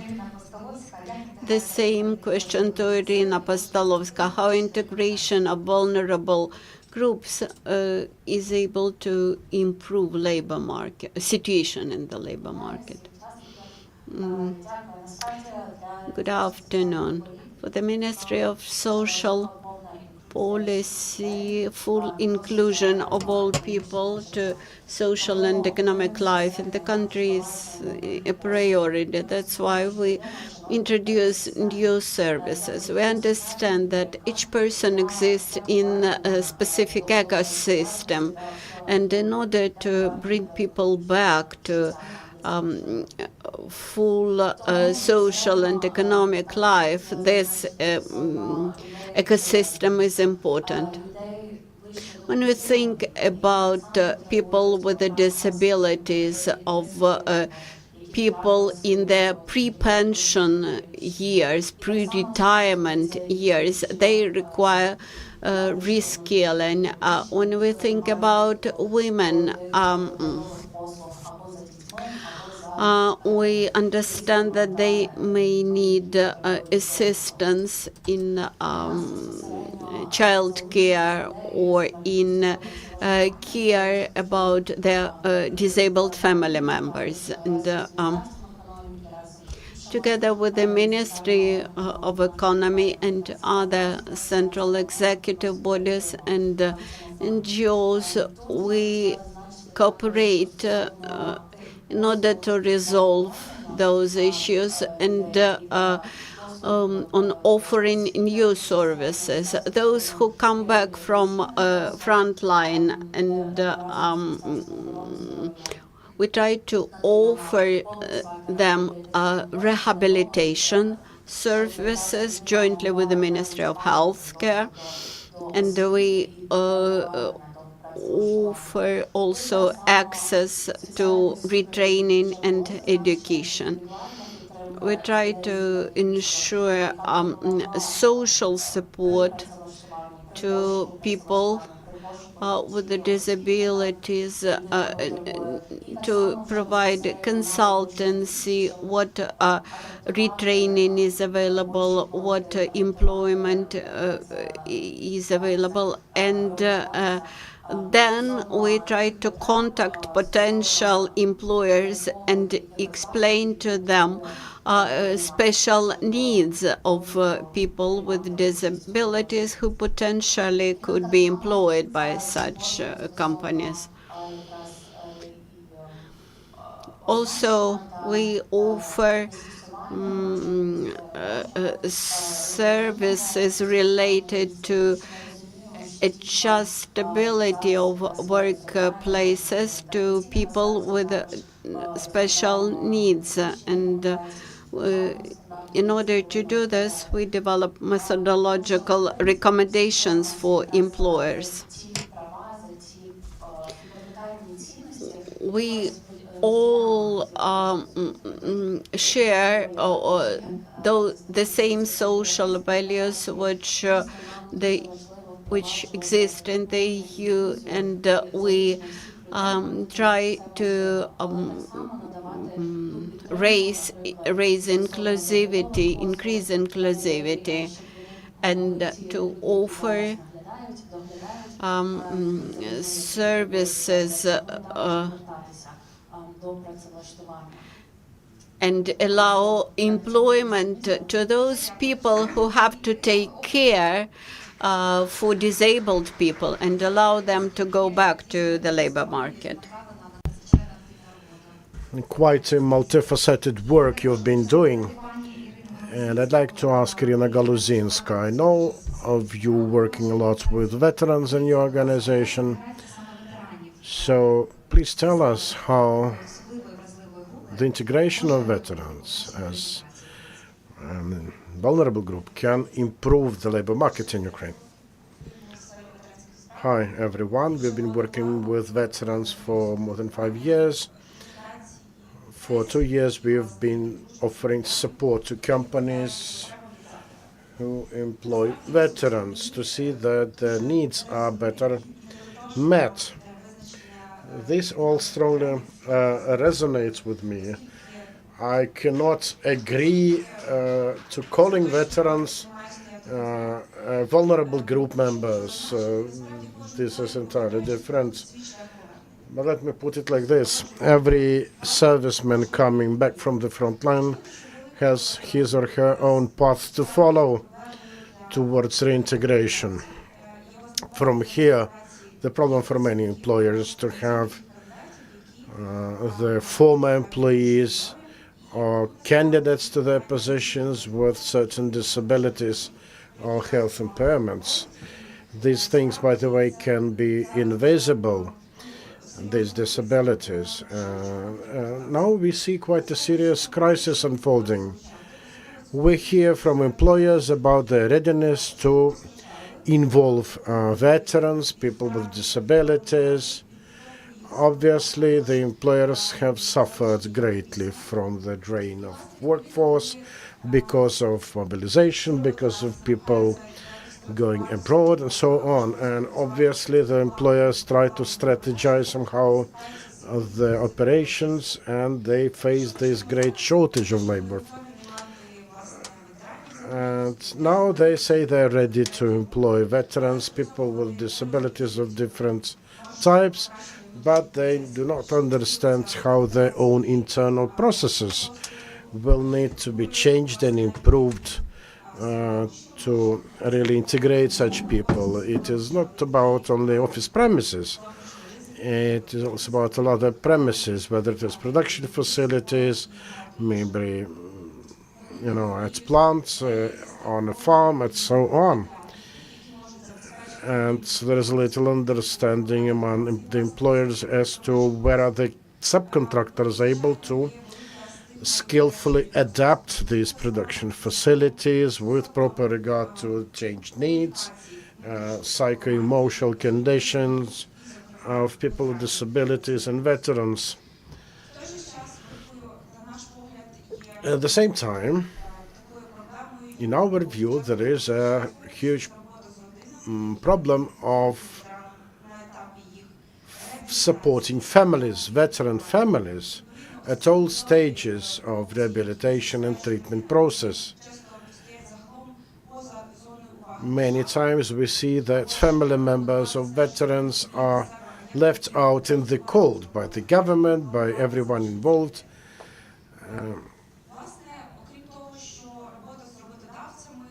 And besides working with employers, we are also strongly focused on various types of support and counseling available to veterans. We understand there's a great range of stakeholders that a veteran coming from the front line will meet, whether it is an employment center or social welfare institutions, public institutions of sorts, and so on. And those delivering public services, they need to be able to provide these services professionally with proper understanding of the condition of that veteran returning from the front line. They need to be able to show this in-depth understanding of fundamental changes servicemen have gone through with this traumatizing wartime experience. Not everyone has it.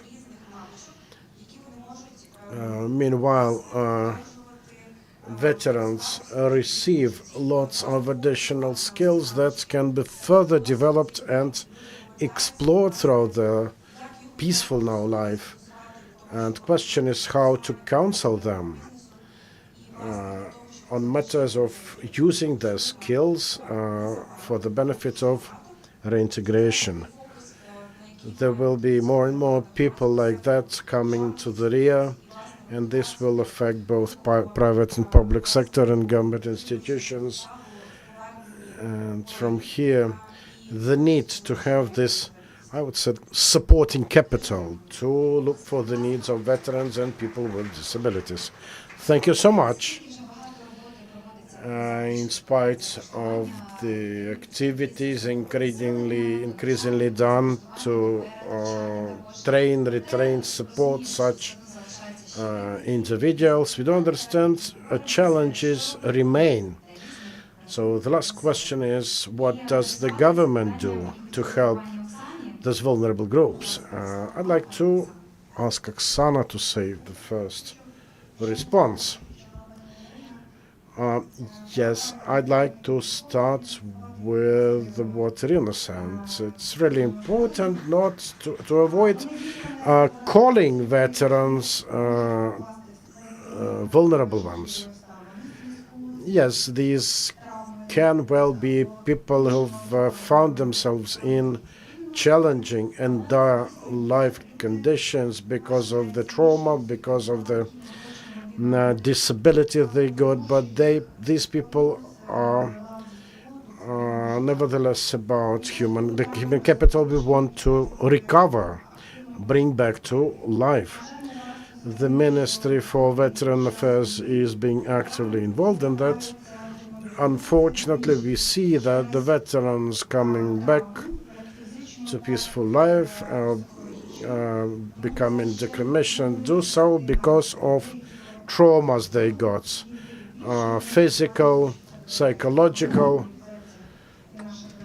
There will be obviously more of them when more planned, more regulated demobilization unfolds. This all means a certain path of transition from the military life towards the civilian, peaceful life. Many times it is closely related to health problems. And it is important that rehabilitation is carried out, helping such person to recover and potentially mitigate the extent of disability for future. I'd like to remember the time of my visit to the US about 20 years ago. I do remember a huge parking lot fronting the mall. Practically every second motorist coming out of the car with a wheelchair or with crutches or something like that. and I was amazed at the number of people with disabilities there. Then I somehow made a flashback back to my Ukrainian experience and understood that probably we have as many of them in our country, but these people in Ukraine are often confined to their homes and are seldom to be seen on streets. From here, the difference in the level of inclusivity there in the US and elsewhere and here in Ukraine. This type of inclusivity should cover not just physical handicaps, but also certain mental, psychological, emotional inclusivity.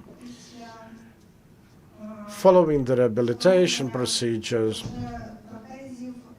following all the prosthetic limbs tailored to them and so on, the veterans will need to be returned to normal, peaceful life. They need to find their new employment to be able to support their families and kids. Evgenia mentioned the platform for that, and yes, we currently have a lot of very suitable programs of higher education, of vocational education and training. The current veterans are people that had been labor force before that. A teacher, a welder, a building worker, and so on. Because of the war, they did not only receive this disability, but they also lost some of the skills they had before. And the type of education we are speaking about now, this very relevant one, will need to offer them multifaceted support with training, retraining, qualifications upgrades, and definitely the objective of any type of training is one's successful employment. To say that we, with our training opportunities, need to be very mindful of the intended results. It's one thing when you train or educate someone for the sake of it, for someone, say, to be smarter, but it's entirely different when you do so to help people find employment. From here also the need to have jobs and workplaces adapted. It's not for veterans, for people with disabilities to adapt and cram into the environments they have to use at work. It's for employers and the rest of us to provide an enabling environment for them. Whether it is an environment at work or recreational space or something else. At the very least, it's very nice that we are able to discuss this in depth, because the problem becomes bigger. The public increasingly understands accessibility needs. And Marina was completely right when she said of the need for the public to accept these people in a completely different manner. This has to be told to children in kindergartens. I do remember a nice video about our veterans with prosthetic limbs. Those were questions about their feelings among the public. The answer was, just don't be afraid of us. Please come to us. Please talk, socialize with us. And please do not try to make your kids turn away from us. Yes, there has been an overwhelming change of the norms of behavior, and we will increasingly see more and more such living cyborgs roaming our streets. And because of that, we need to see that the legislative acts, the regulations, and our everyday efforts show the synergy between the government, the public. We need to unite our efforts, because we do know for the sake of whom we will have to do it. Thank you, and I'd like to give the floor to Evgenia after your first presentation. Evgenia, it's very interesting to hear about the efforts made by your ministry. I think I'm in the most privileged position because I've got this time when others spoke and I could prepare and listen carefully. Still, I would like to reflect a bit on what my colleagues mentioned.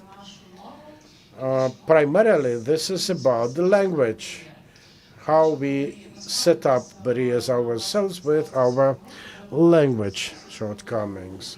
We had a discussion at the Ministry about vulnerable groups,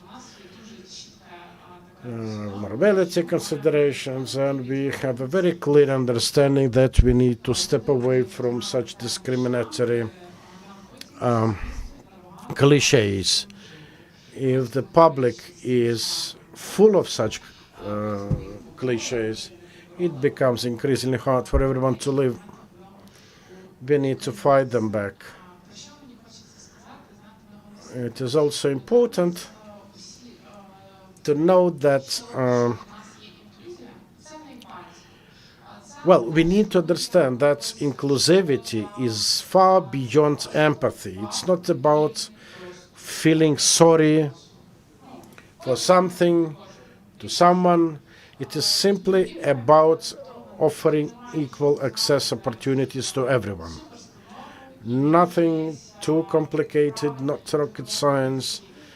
I think by correctly integrating our infrastructure facilities, our educational institutions, we can make it happen. Yes, many educational institutions did a lot to become more accessible and inclusive, but we need to move on with that.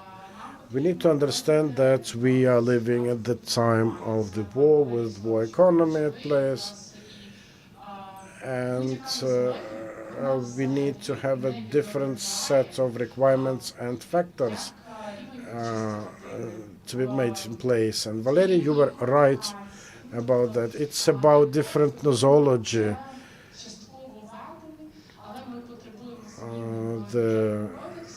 We need changes in the budget code. We need change. We need to press on with those changes. We are actually a bunch of people who are actively promoting those inclusivity requirements in the budget code, and we will do our best to work with MPs.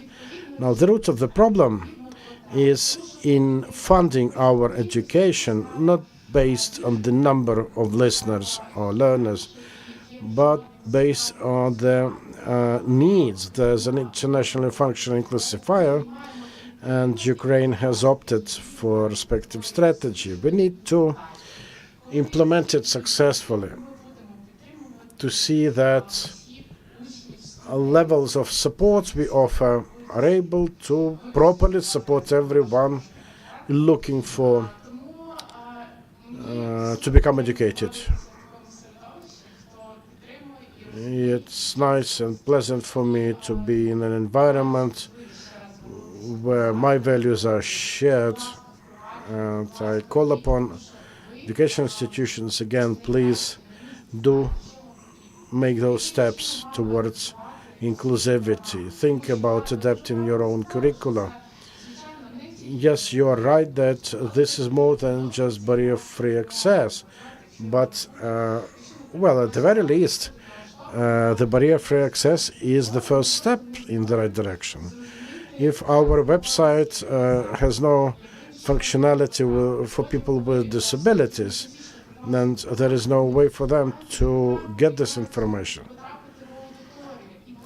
So whenever you have potential learners coming out to you in an attempt to enroll, they need to be able to hand over their documents hassle-free, to enter teaching rooms, and to get their new occupation like others. Thank you, Evgenia. I think we should thank everyone at this panel today. Very nice and interesting presentations we've heard today. The problem of accessibility of education, training, retraining, qualifications upgrade is a cross-cutting range of problems. We've been able to only touch upon certain topics from a much wider range of them. And these problems are pervasive in all other facets of our lives. Many more challenges are there, but at least it is rewarding to see there are professionals already looking for solutions. I'm very much sure that by joint efforts we will be able to train, retrain, and employ everyone in need of it. Thank you. Thank you, Evgenia. I'd like to thank all the panelists. Big round of applause to everyone. And we have an opportunity to have a little break. Please enjoy your coffee or tea. And if you find time, please check our QR code to fill out the questionnaire, participants' questionnaire. Also, after the end of our discussion at 5 p.m., please find a time to have a stroll of this nice unit city place to see how it has been made. So with big thanks, let us have a brief recess.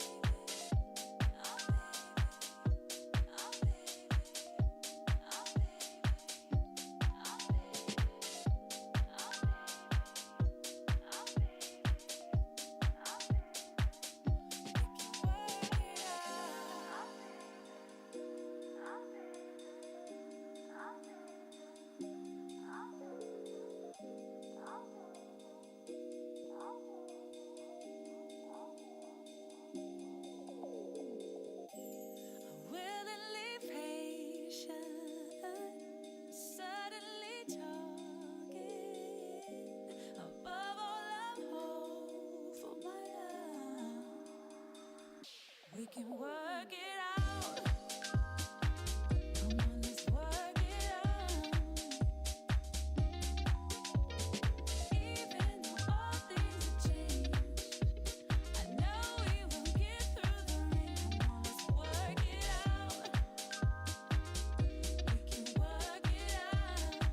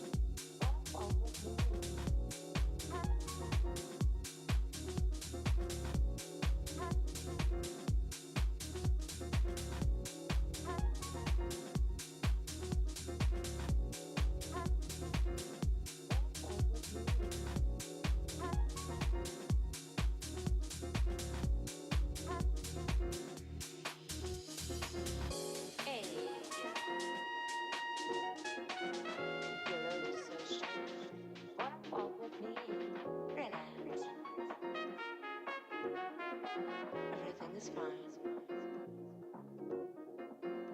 If I had to meet, as us together had to meet, wanna walk with me?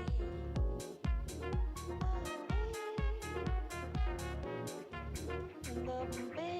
If I had to.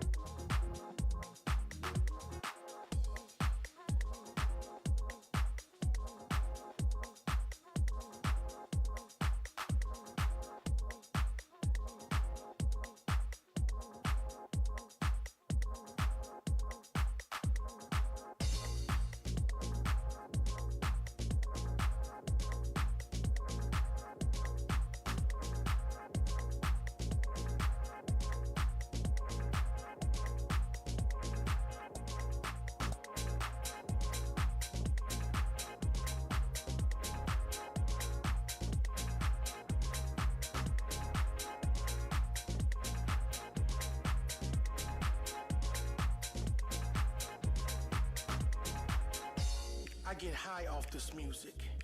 I fly off this music. I die for this music. That's how deep it is in me. Deeper than you could ever imagine.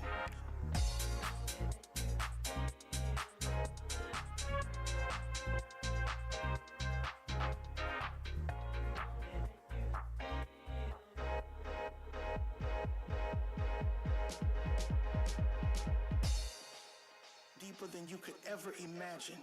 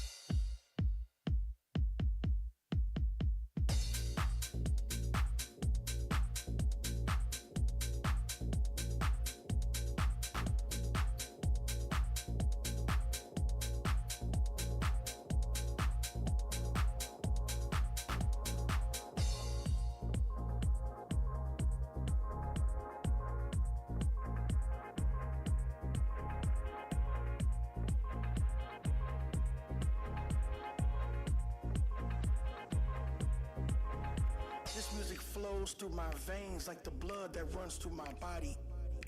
It overflows like a volcano once that song hits that peak. I wanna sweat the night away, you know what I seek. I seek that adrenaline rush, I seek that vibe. Just like the Bee Gees sing, staying alive.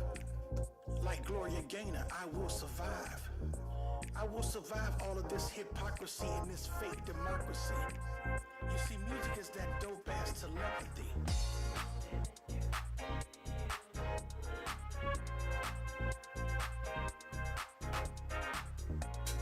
It can speak to all people, no matter what you are. And we all will be that shining star.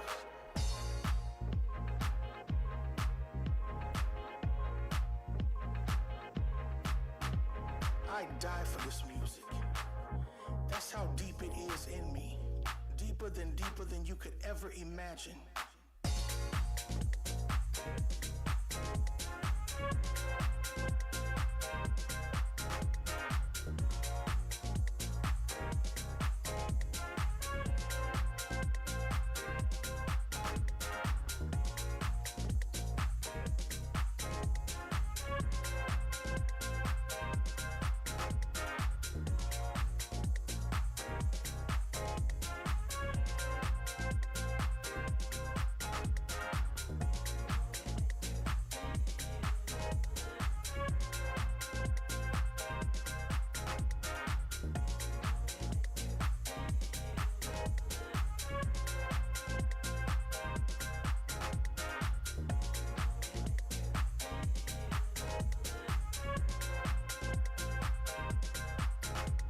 I die for this music.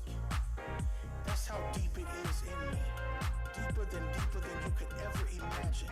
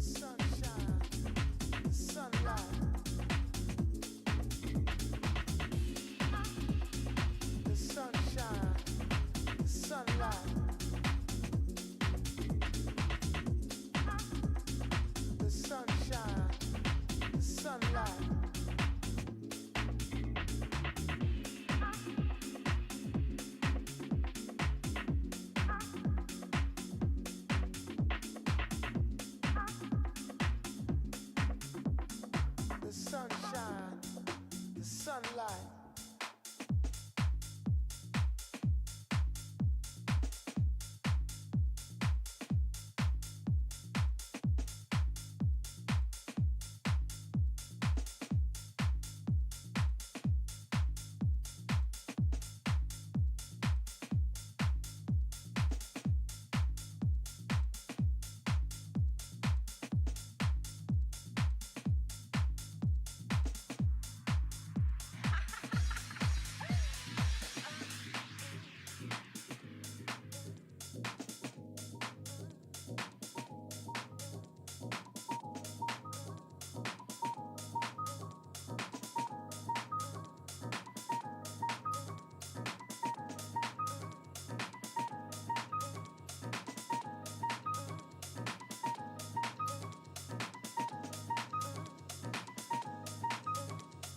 The sunshine, the sunlight.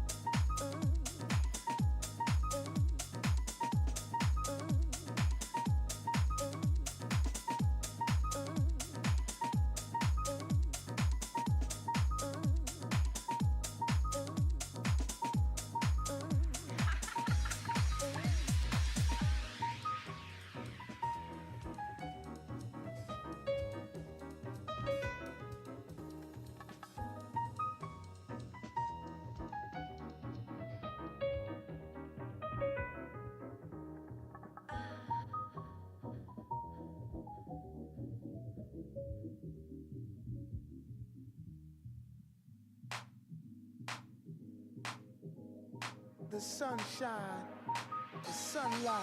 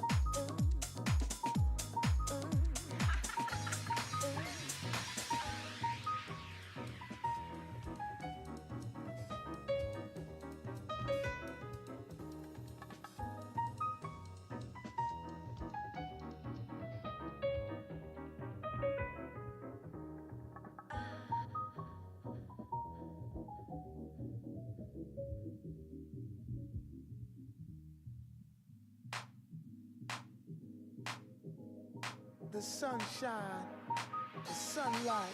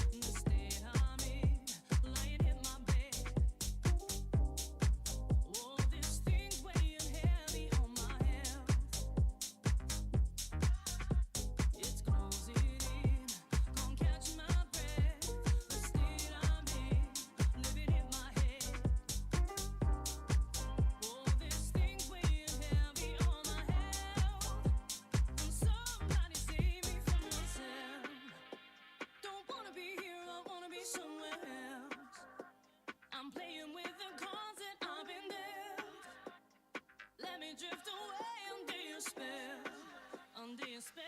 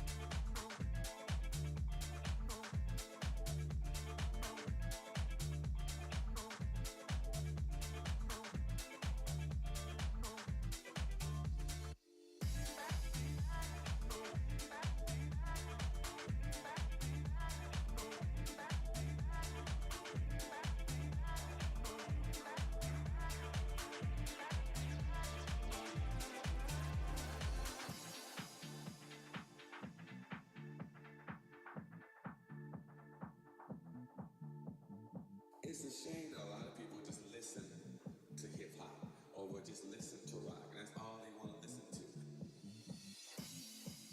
Y'all old enough up here. Y'all remember the first time y'all had sex? You mean to tell me you still in that same motherfucker? You understand what I'm saying? It's a blessing to have experience. You understand? It's a true blessing.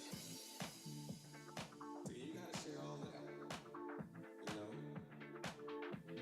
You gotta have this to everything. You know? You don't know what's around the corner if you don't come around with it.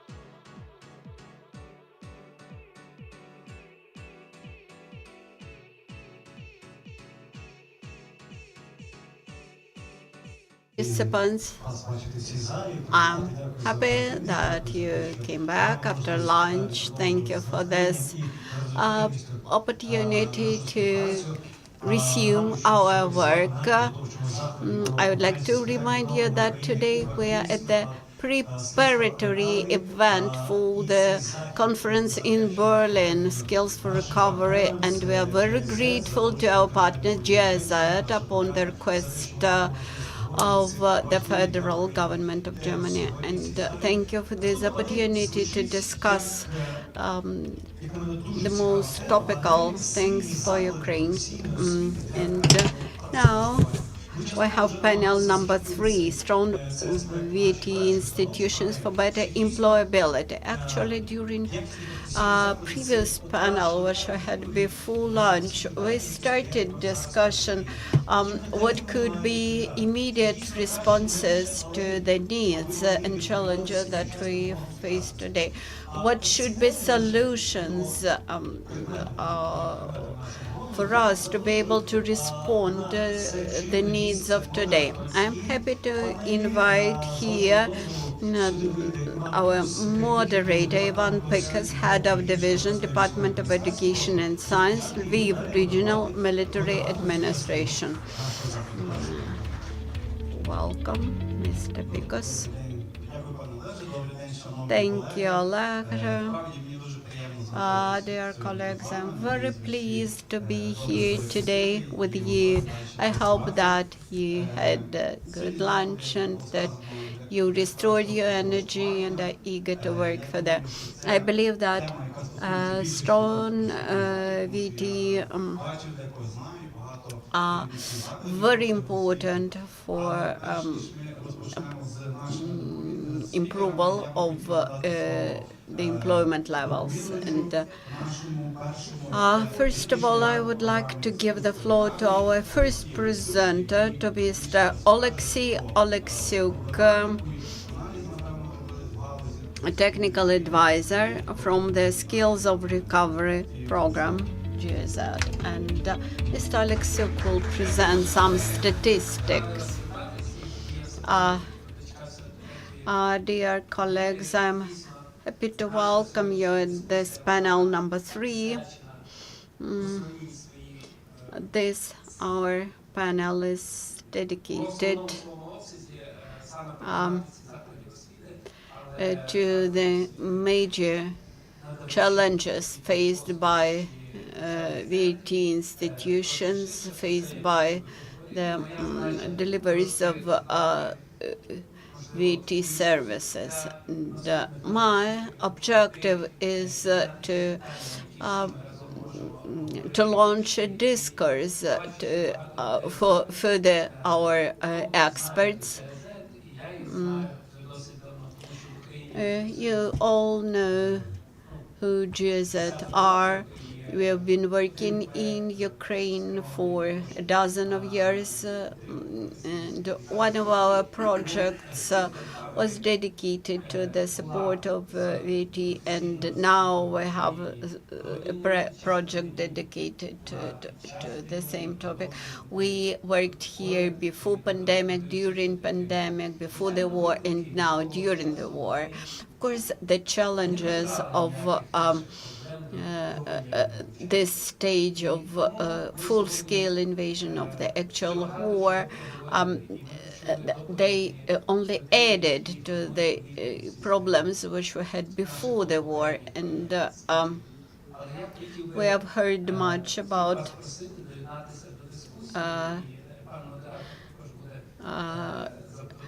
from the previous presenters, and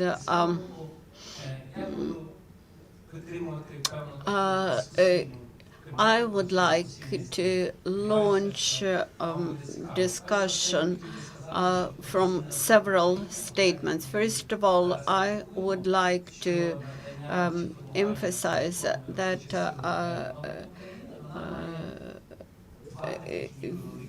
VT training in Ukraine comprises two aspects, so to say. one aspect, these are traditional VET institutions in Ukraine which are certified, etc. The second aspect are those centers which are established by enterprises themselves and which were created to support requalification of labor force. I believe that capability and potential of the educational institutions, they remain high, but thinking about their capacity, we should keep in mind adverse demographic processes. And unfortunately, due unfavorable demographics, the number of those VT institutions decreases, and now we have to understand carefully which VT we have to close, which of them we have to preserve. The second aspect of our attention should be focus on distance learning or hybrid learning, that is online combination of online and offline. And this work with state-of-the-art technologies, with the distance learning, it requires investments. It requires investments, and we need to understand how much investments we need to make this type of education quality type education, and to make it efficient. And the third aspect is related to retainment of students in VT institutions. Perhaps in order to increase the retainment of students in the institutions, especially adults, those who have family obligations and life conditions, how to retain them in the system of vocational educational training. And of course, analyzing the areas which are and spectrum of areas in which we have our VETs,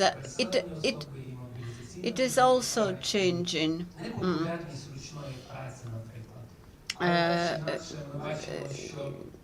It also shrinks due to mobilization policy, due to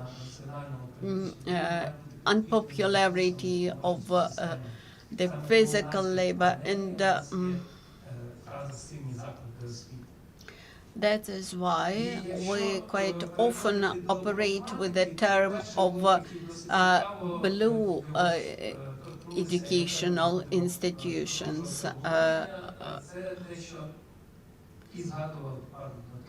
And also, I would like to recollect what Dmytro Zavhorodny, Deputy Minister, mentioned.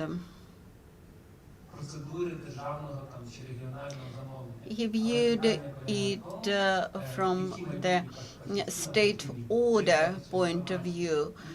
He emphasized the need to understand which occupations we will need, what professions will be on demand.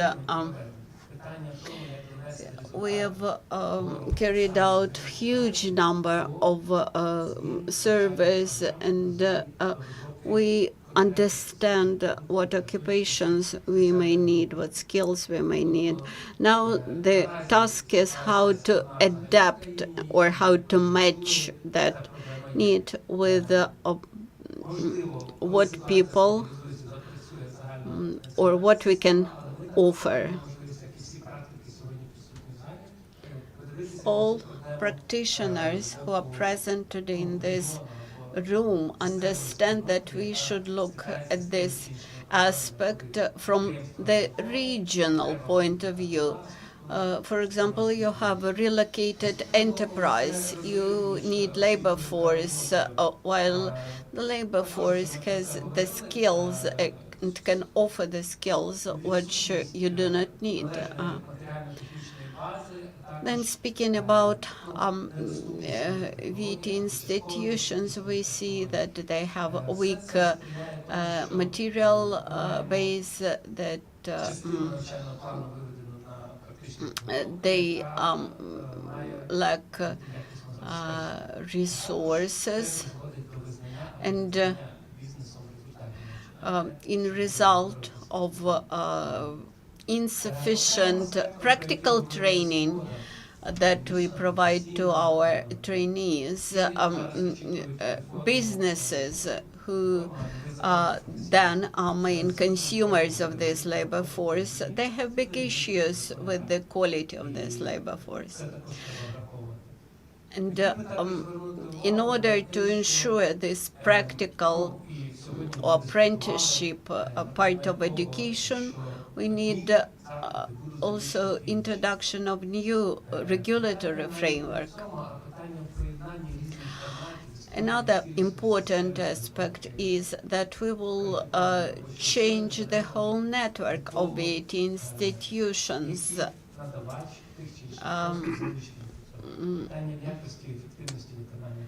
And thinking about educational service providers, we primarily think about the quality of this educational and training services.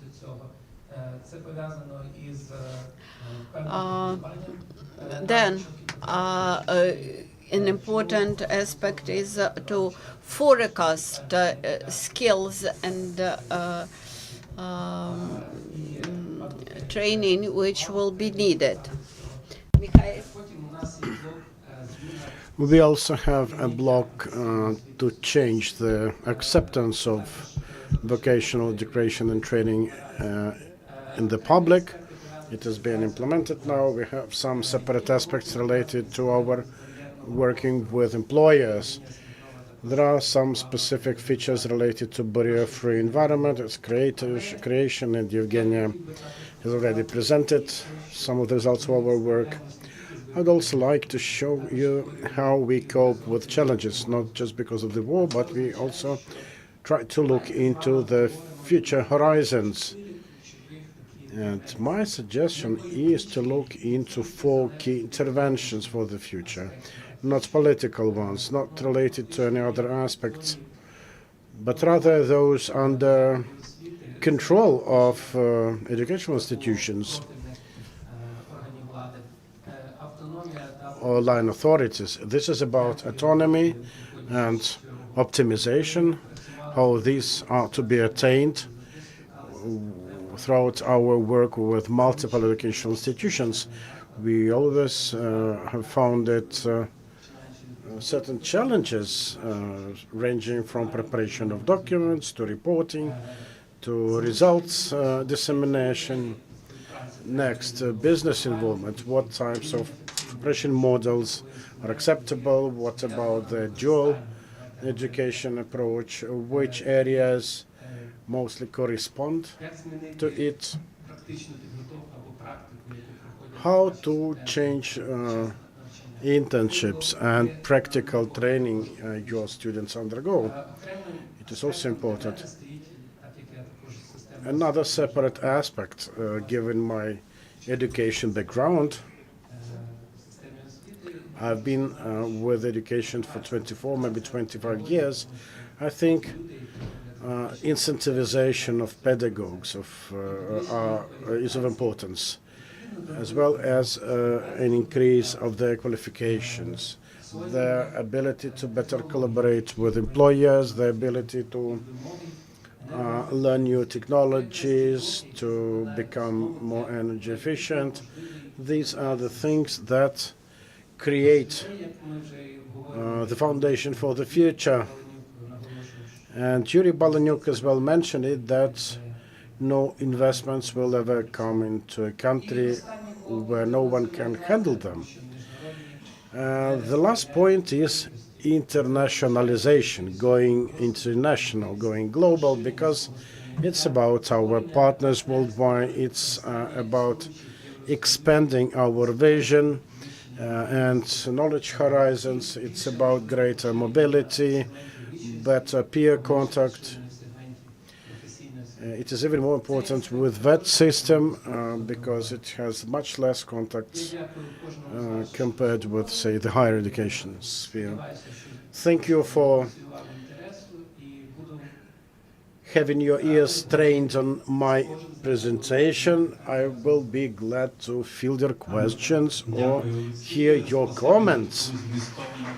Thank you, Alexei. Quite an in-depth, content-rich presentation, and don't just go yet because you will be among the panelists. I'd like to invite the rest of the speakers to join Alexei. Maybe he already mentioned some of the matters, so let us search for answers together. Please welcome Irina Shumik, Director General of the VET Department at the Ministry for Education and Science of Ukraine. Another panelist online, Olena Bech from the European Training Foundation.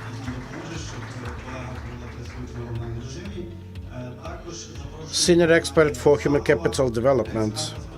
Now, Gennady Rusanov, vet and labor market expert. Police. Larisa Sidorchuk, director of the Dnipropetrovsk Vet Center of the State Employment Service. And manager of the High Professional Mining and Construction Lyceum from Gorishny Plavny, Vasil Sulema. Sorry if I mispronounce some of your names or positions wrongly, but, well, we are to talk about strong VET institutions for the sake of better employment. And let us start with the ministry, who is in charge of the national policy in the field. We do hope there will be more relevant VET schools across the country, so maybe, dear Irina, you will be able to tell us more about some news and updates in the VET law, because from what we know, we still are using much of the law from 1998. Yes, but with very important amendments from recently, with lots of additions related to adult training and education, also in wartime conditions. But strong educational institutions, quite a point of contention and discussion. Do we have them in our system? I'm very much sure we do have them. And I think we have top managers. Some of them. Can it become even better? 100% it can.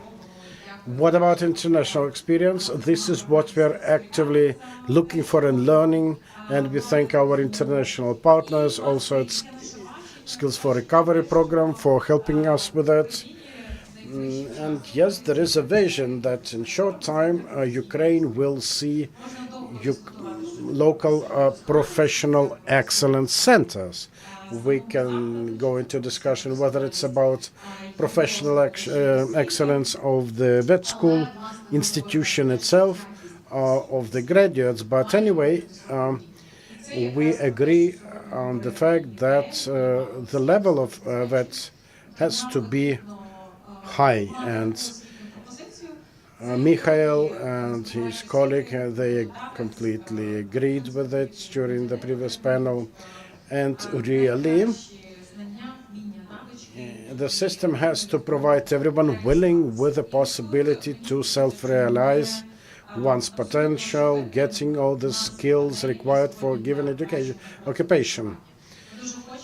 And yes, well, in the meaning of the name of the panel, we do want our vet schools to remain competitive as the graduates are to be competitive on the labor market. When it's specific components being included in curricula as regards professional excellence centers, Ukraine has opted for a way that involves rethinking and rebuilding some of existing facilities into ones. This is a systemic, a challenging, a sweaty job that will require a lot of resources, but this will be done for the sake of going to a next level of quality. Those professional excellence centers will be bodies offering a wide range of services to young people, to adults, able to present innovative occupations and related technologies. And most importantly, coming back to the topic of our panel discussion, able to actively collaborate with businesses through respective partnerships, to enable them to continuously review and update their training programs. And this also will contribute to better competition fields between institutions competing for the graduates with necessary skills. And here we can speak about collaboration with businesses and also about the development of entrepreneurial skills. This is what such centers could also engage in, to help those willing to launch a company, a business of his or her own, to do it professionally. Because we want the graduates to be successful, and they have to be knowledgeable about things needed that they need to do. And our centers will become part of the European network of professional excellence centers, and dear Olena will contribute to that. Now, we may lack some knowledge, we may lack some technologies, but our capacities and possibilities to learn from our partners will definitely contribute to better competitiveness. It's hard for me to speak impartially about that system because I like it so much. But yes, we are limited in our resources, and yet we need to build a vet network that will match the needs of the country. And this has to be a public network. We have our colleagues from vet institutions in the employment service, and we have also here a representative of one of the biggest private vet service providers, the DTech Academy. So our political task is to provide conditions to make the system for professional qualifications able to open doors to everyone willing to get it, whether in public domain, in private. So I cordially invite everyone present here or online to participate in the discussion, because I've been assigned to finalize with all corrections to the document by this Friday, and come Monday you all will be able to check for the draft new law on vocational education and training. Expect a lot of innovative new things, lots of surprises there. I do remember many vet school masters telling during meetings, give us more freedom, give us more freedom. I can assure you, you will have your freedom. And when we speak about freedom and autonomy, let us not forget that it is heavily laden with the challenging notion of responsibility. It won't be about some ministerial guidelines and ordnungs. We do believe you're adults and you are responsible enough to do what you've been assigned to do. Meanwhile, I think that we have a lot of innovative things to allow better transformation of the VET system. Think of more professional supervisory boards at VET institutions. Think about certain transfer of functions. There should be calls for proposals to fill in vacancies of VET schools, headmasters, because really only someone with proper qualifications has to be at the helm of this highly professional VET institution. We worked to rebrand the whole thing, and you can see now that professional colleges already are being created without waiting for this new law, because we want to offer that opportunities for adult students. The new law will regulate many of the things that have been designed and conceived in the scope of EU for Skills since 2019, and we hope the law will further the development of the vocational education and training system, moving it away from the old Soviet time cliché in favor of more autonomous, more capable training institutions that cooperate with businesses and produce high-quality graduates. Thank you, dear Irina, for this brief introduction of this announcement. So we cannot expect for this Monday to come when we will be able to see the new ways earmarked for the VET system onwards. And I would like to invite Olena Bech, human capital expert, to the talk. So, dear Olena, thanks for being with us. Thanks for joining us. Now, you're an expert in human capital. We've heard a lot today about human capital, the matter itself, how it should be developed, primarily in our country. Maybe you know about some 3 key steps to be done to have this capital stay with us. Yes, thank you for having me. This is a very important event that you're having now. I'd like to thank my colleagues from the GIZ, from the Ministry for Education and Science. We work and collaborate regularly, coordinating our efforts.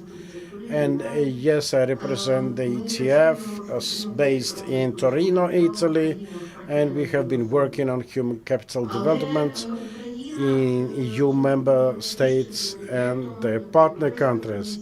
This is among the top priorities for the European Commission, for the ETF, and we are helping Ukraine to stand strong and to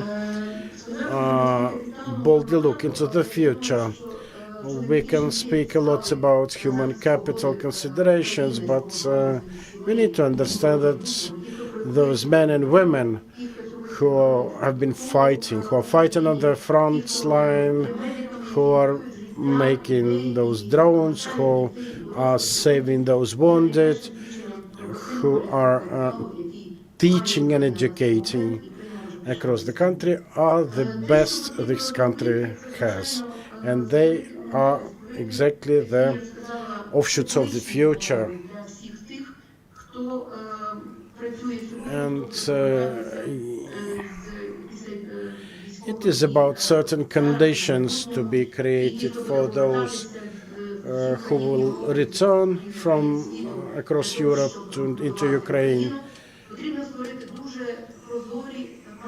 It will be necessary to establish transparent and clear-cut rules, creating flexible training and learning trajectories mentioned during previous panels. It's necessary to create and provide for a symbiosis between professional training, formal education, and informal training. Also, for the sake of lifelong learning and qualifications upgrade. And the transparency of results achieved on the job or in training school elsewhere, the results and their meaning for the trained individual, for the employer, these are important. We will need to measure them, to compare them, so that people in need of qualifications upgrades because of the challenging conditions they found themselves in Ukraine or abroad, they will need to have a situation when they won't have to start everything from scratch. On the contrary, they will have to be able to show their results, what they are able to do, and get certified as soon as possible for subsequent employment. When the full-scale invasion of the Russian Federation into Ukraine started, we communicated the Ministry of Education and Irina Shumik and her colleagues. In first days of this invasion, we thought about short and short-term training courses, and we also worked on micro-credentials like micro-certificates, micro-qualifications. We saw these as an opportunity to establish the closest contact between the employers and those looking for employment. And that became the foundation of our support project, EU for Emergency. We tried to look at the problem in broad aspect. We analyzed education for adults. We compared the results and compared them against full programs for education and which allow to gain full qualifications, and compare them against full programs of European education. For us, it was very important that this should become the next step towards efficient bringing back of Ukrainian refugees from abroad and to prompt movement towards Ukraine's accession to the EU. I would like to add about one important element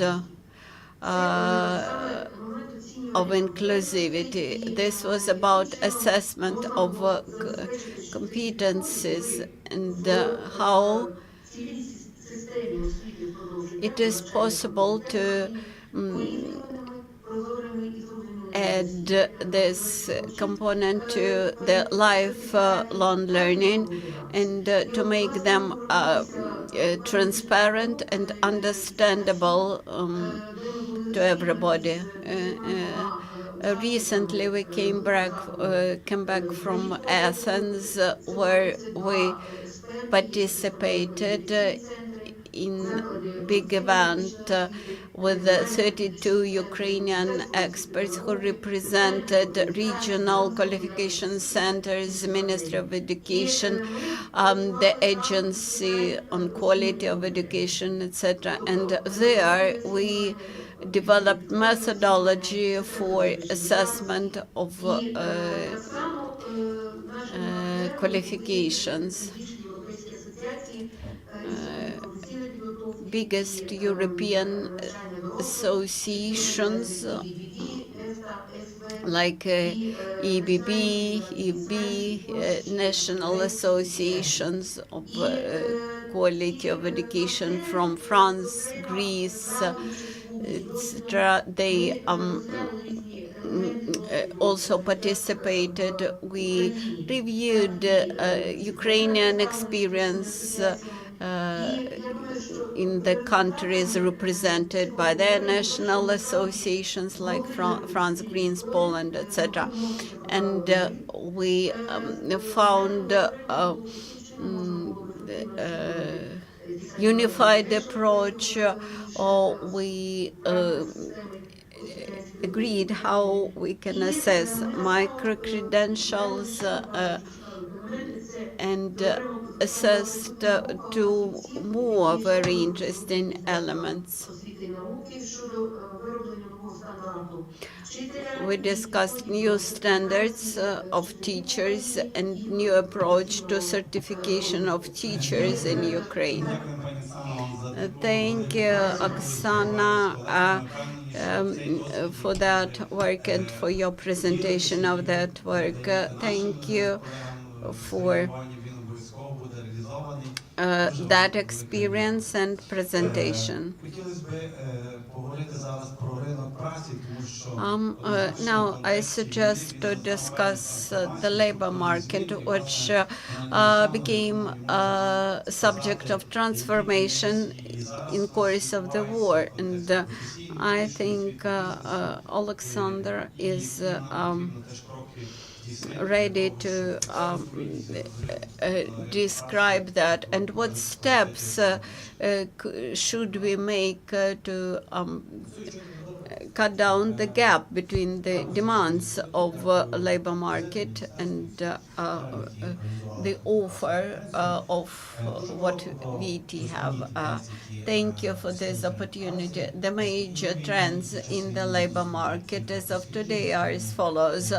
Here we base our understanding on several surveys carried out jointly by State Employment Service of Ukraine and the Association of Employers of Ukraine. This survey is based on a huge sample on 33,000 of respondents, and the survey shows that even during the war, Ukrainian businesses, Ukrainian employers and Ukrainian Employment Service appeared capable to carry out such a huge survey despite the war. And I suggest that this proves how resilient we are, and we try to reform rather complex system, and we can be proud about that. Discussing the labor market, we all see those trends which had existed even before the war. We have a deficit of highly qualified personnel, and this deficit is growing. Then we have a huge need in soft skills today. Employers want to see not only personnel which is capable to do welding or to cook borscht, but also be able to work in a team, have a good command of Ukrainian language, for example. Top 10 skills which are mostly demanded by employers today. These are soft skills, and only one skill, which is hard skill. This is a skill to work with the specific tools and instruments. So these 9 soft skills, they create the major added value. And discussing the labor market, we should discuss not only numbers of employed people, but also the productivity of our labor force, which is a bit lower in Ukraine today. Actually, this is broader discussion going beyond just VET institutions. Then the next trend, we observe more women in traditionally male occupations. This happened due to several reasons.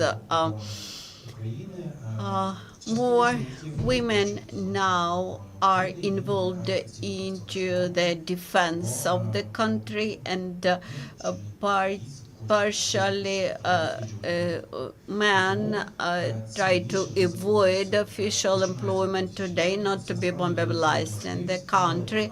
For women, this create a good environment. They can traditionally employ in the occupations which traditionally were male occupations. And moreover, those occupations had become more attractive for women because of better automation of processes. Then all the VET institutions try to introduce more flexible education, more adult-oriented education, and we observe increasing number of people with disabilities, injured people, traumatized people, people with mental and psychological trauma, and this factor had become more important, and training institutions have to take that into account. When we speak about professions or occupations, we have 2 groups of occupations which are constantly on demand.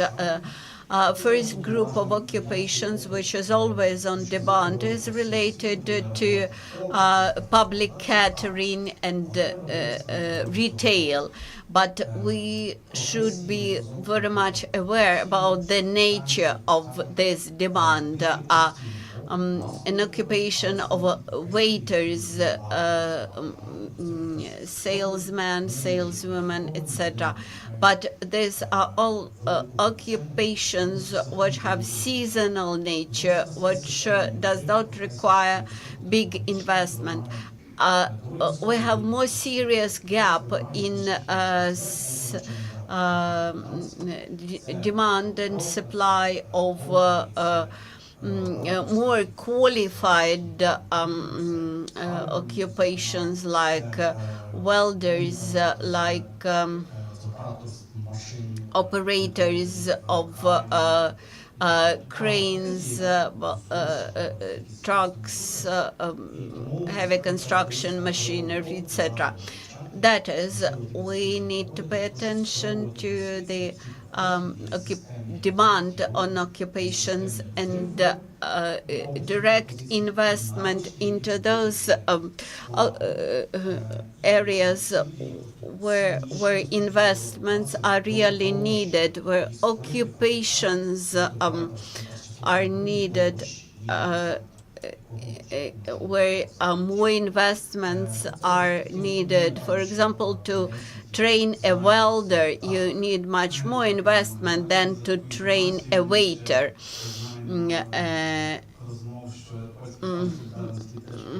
From different discussions, we have heard that Polish Solidarity Fund also plans to get involved into those trainings which you mentioned.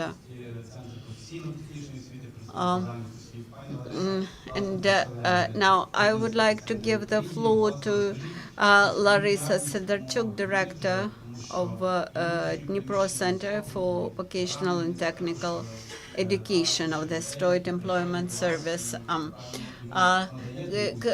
Could you explain more about your services? How do you satisfy demand on your services, and describe some success stories?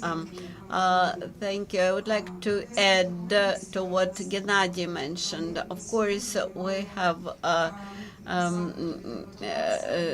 retailers among our clients, but we do not have much demand from employers.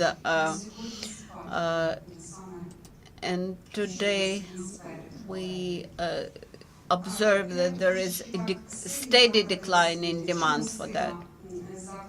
A strong VET institutions, they are able to provide high quality educational service, training service, and high quality educational service is dependent on the qualified teachers. And today, discussing new qualifications, additional qualifications, which are on demand in new labor market, we see that in vocational and education training institutions, we have lack of such skills among teachers. There is nobody to offer such skills. That's why we are actually headhunting in this area.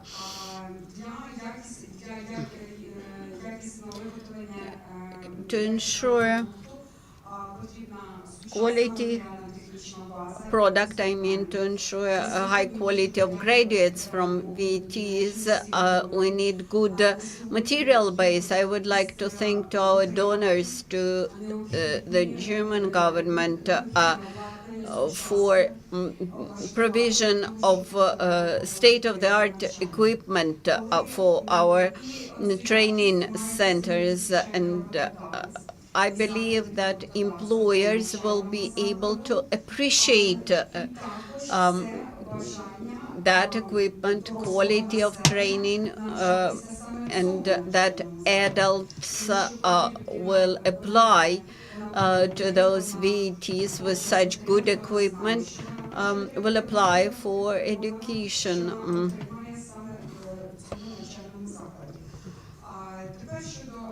And now about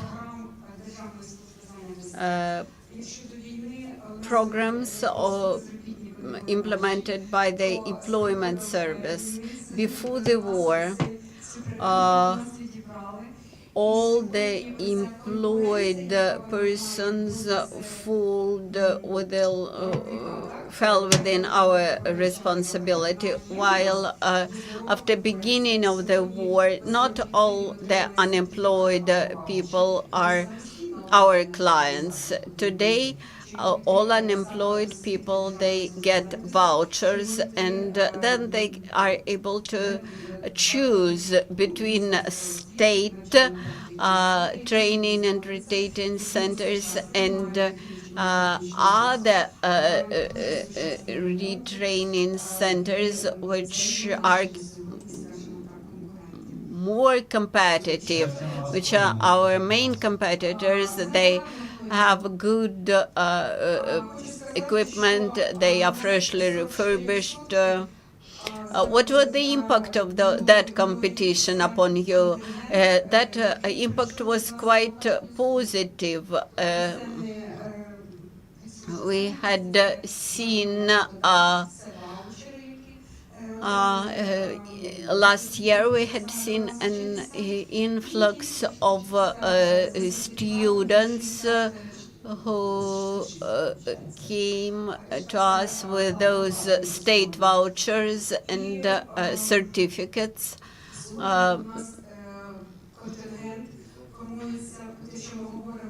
Today, we have a big number of trainers, a big number of trainees who arrive to us with a program of retraining for former combatants, then training courses for drone operators. We have special adaptation and retraining programs for returned prisoners and captives, and we have a special training for those who are planning to join the defense forces.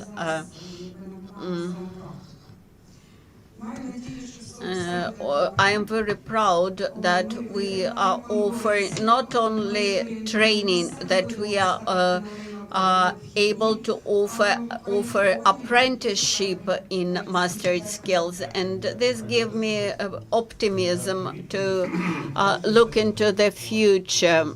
As far as I understand, competition among VET institutions is very good, and I think it's the right time now to invite Mr. Vasil Sulema, Director of Higher Vocational School of Mining and Civil Engineering in Rishny Plavnya.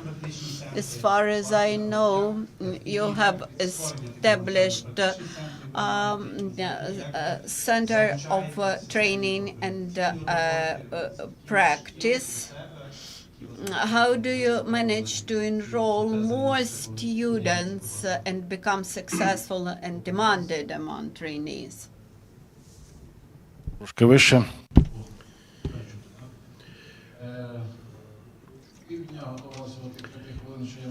I've been preparing for half of this morning to have this 5 minutes allowed to me. Now everything is a mess in my head, but I will nevertheless try to remember and say what I have to say. I do like being at events like that, like this, with governments, officials, representatives of the Ministry of Education and VET Directorate present, when they mention the pains and challenges we see at VET schools firsthand, and you can hear about it. It pleases me to know that most probably at some point in time these problems will be resolved, because everyone has heard of them. So when Irina promised that we are going to have a glimpse of another yet version of the VET law this Monday, it brought some vigor inside of me, so hope for the better. Now, regarding the attempts to come to numbers of those professionals we need, I do like analogies, and I would compare it to a painting process. When you paint a picture, I'm not a painter myself, but still I think, okay, this part here, the blue one is the skies. Now then we have this darker part over there at the bottom, let it be the land, and a sort of building, a speck there, okay? So to say that, I think regardless of the number of graduates, professional graduates of the vet schools are going to churn on the market, and I mean blue-collar professions. All of them will be in demand, and they would be accepted and employed. I do think we have quite a lot of time to that. I'd like to quote from my colleague Mikola Nessen, who says, however many welders we train, there won't be enough of them on the market. Every one of them will be employed. So, you know, when being a student myself and I wasn't able to find an answer to the question, I would try to find an answer in the question itself. Now, we speak about strong vet schools, and we've heard from Irina about the branding effort, about us being branded, not branded, about us going from vet schools to fully fledged technical colleges. I'm very proud for Kyiv, Rivne, Vinnytsia Oblast, showcasing the new college-type institutions, and really, I can tell you that rebranding does work. What is my take of a strong vet school? What can be called one? I think whenever a graduate, having graduated from somewhere, and thinks about where to go afterwards, say to Oxford, to Cambridge, probably this says of the quality of education, and the question of your specialization doesn't arise because it means that you are already qualified to be whoever you are. Same goes with my vet school, the mining one. We have a repute of providing professionals. As regards cooperation with businesses, I can tell you that whenever businesses, a local one, when they do not support, say, local schools, this means that no PCs for the school, no renovations are there, and this is felt and perceived. Meanwhile, if businesses do not support a local vet school, this may spell a doom for that vet school because it means no practice, no prospects of employment. You can keep your breath for only that many minutes. So vet schools and employers, they should be in contact to keep each other alive. The town of Gorishny Plavny is a small one, and understandably the Ferrexpo company is a systemic one on which the whole of the town depends. I myself work there, and I can tell you that collaboration between the company and my vet school is, well, maybe not ideal, but very close to it.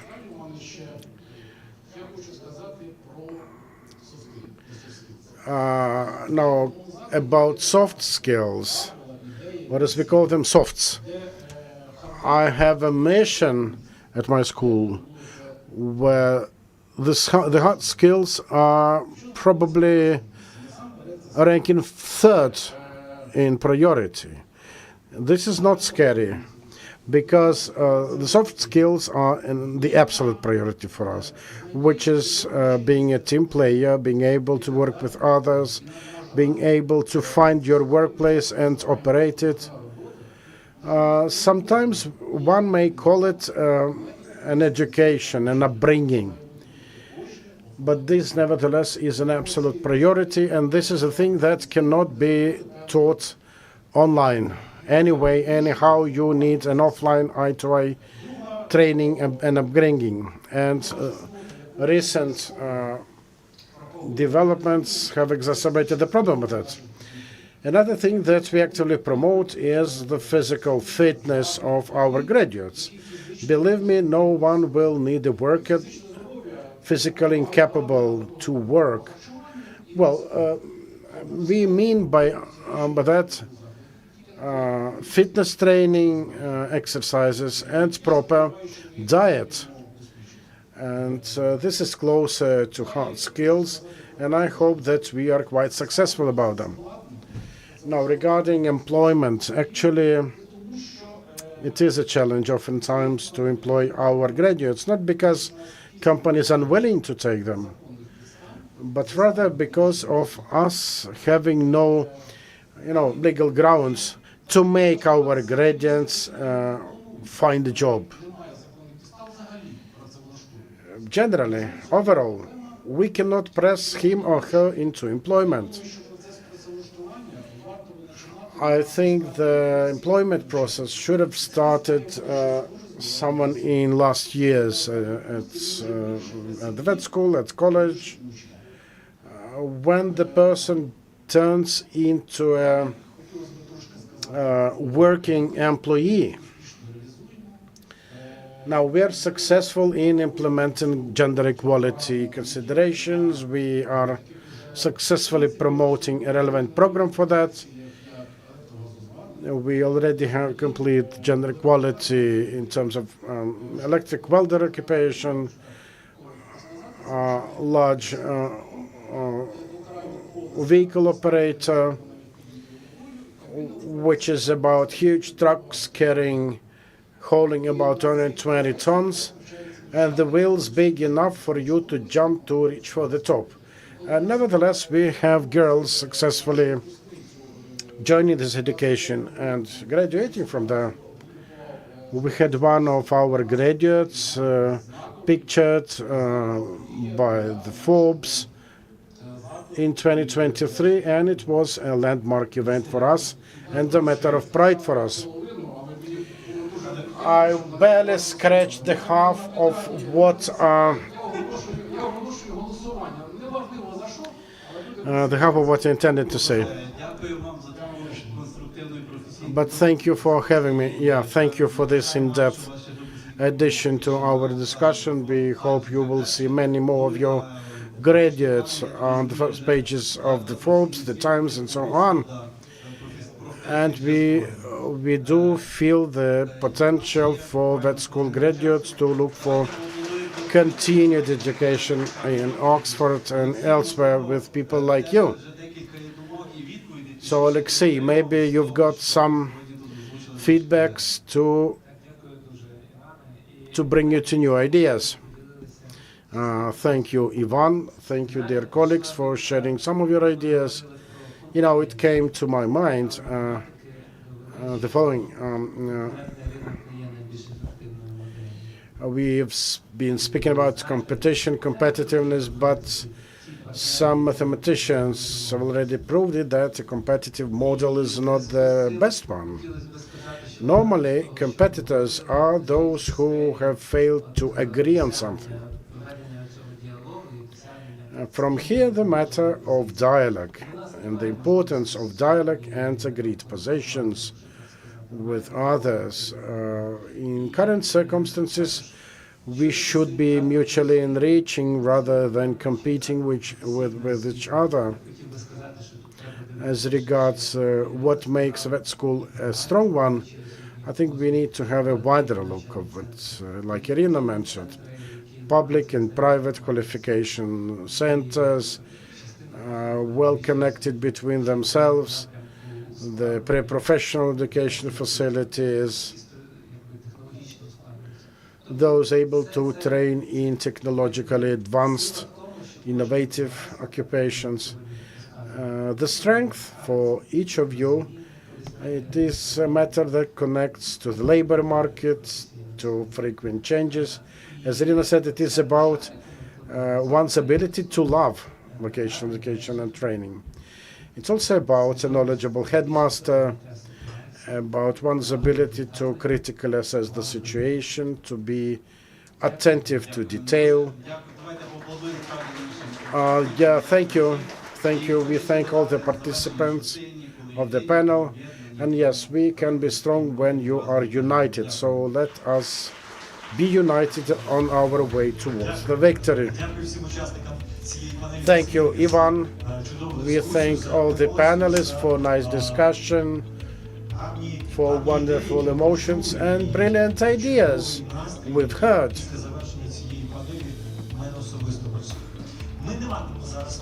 And we are not having a break yet because we have an opportunity of going right to our next panel discussion.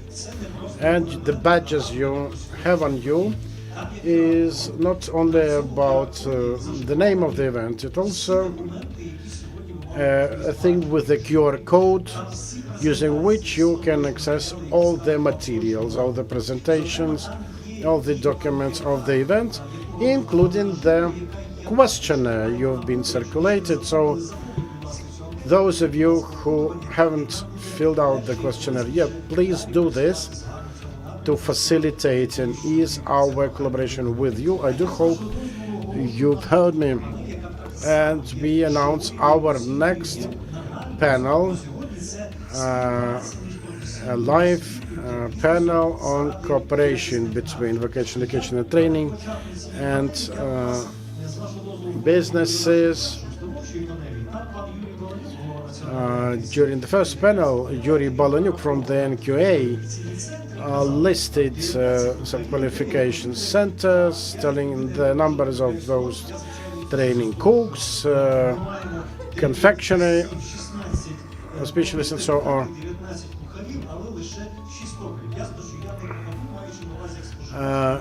Having a sweet tooth for sweets. I do understand that with number of cooks and confectionery makers, I am personally better off with lesser number of turners or welders.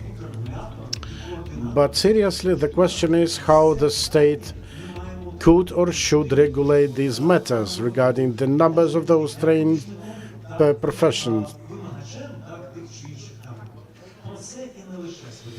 And we do hope that our next discussion will give answers to that. I'd like to invite in Yuri Buluk, an entrepreneur and an expert from GSE Skills4Recovery Programme, to moderate this event, this panel, sorry. Good evening or good afternoon yet, dear colleagues. Thanks for allowing me to moderate this panel. I think most of you are already tired of the wealth of reports we've heard and discussions. So a little example to freshen it up for you.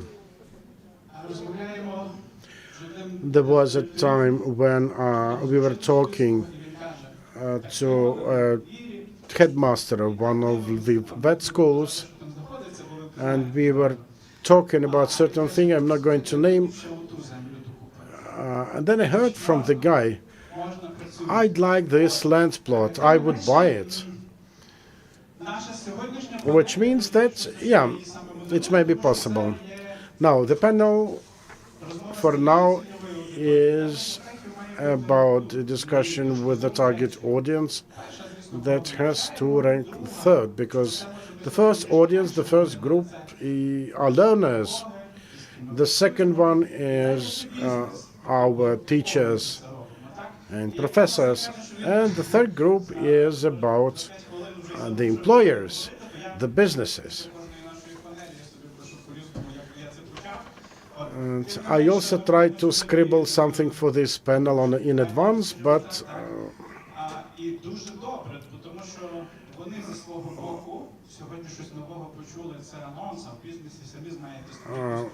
the participants in the panel, they've heard already a lot. They know that to change something is business means to first change the rules of the game.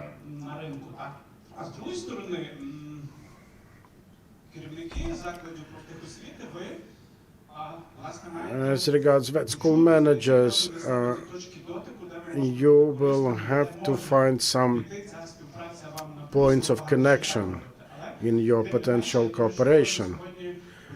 I hope that everyone will find something useful in this discussion. I'd like to invite Natalia Starodub, Deputy chair of the board of the expert mentor, CSO, expert of GZ. Maybe you will kick the ice and provide us with some initial ideas before we invite the rest of participants.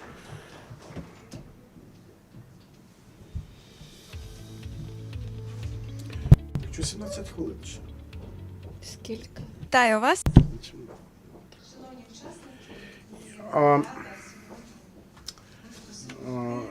Good afternoon, dear participants. I'm glad to be here in Kyiv today. When I'm looking into projects of cooperation between businesses and educators, I always think about relations between employers and our adult learners, the people that at some point in their lives had to make a choice.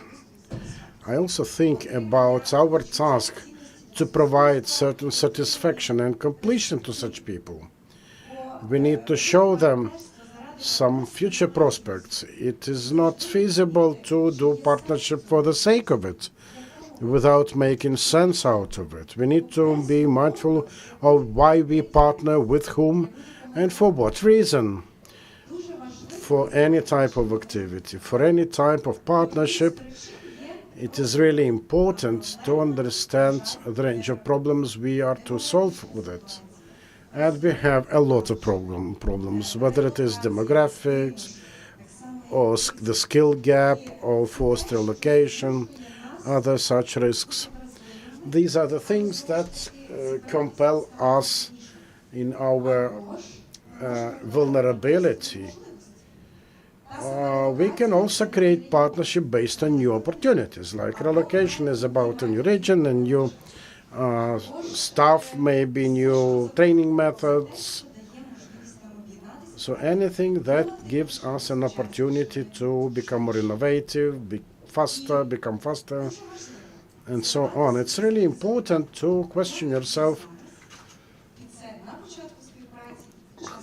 about the baseline scenario that we have at the moment of the beginning of this cooperation and what we want to achieve at the end or at some point in time.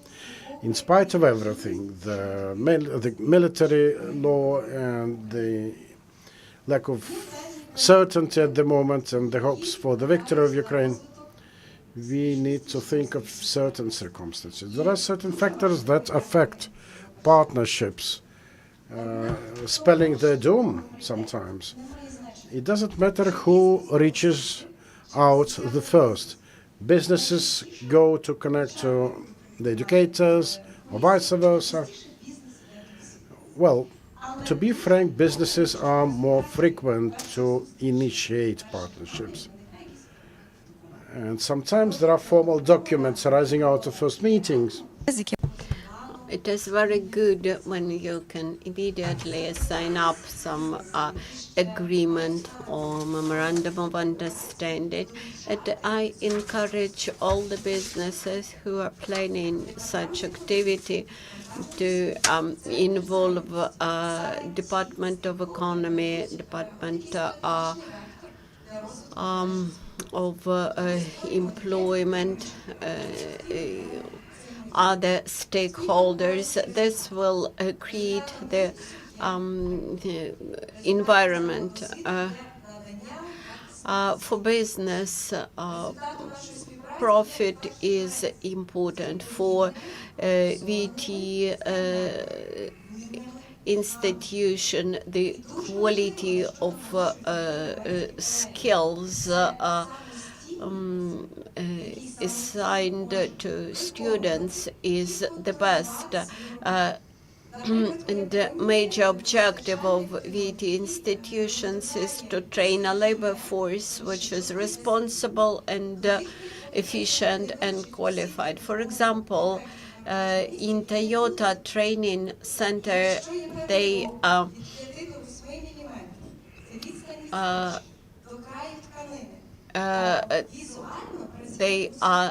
trained up to the moment when a person could distinguish between 4 millimeters, 5 millimeters, and 8 millimeters margin on a tissue which is used for covering seats in a car. Then very important is to offer high quality mentorship to small and medium sized businesses. While big businesses have access to their own academies for labor force, it's easier than for small and medium-sized businesses. They require this mentorship from us. And here on this slide,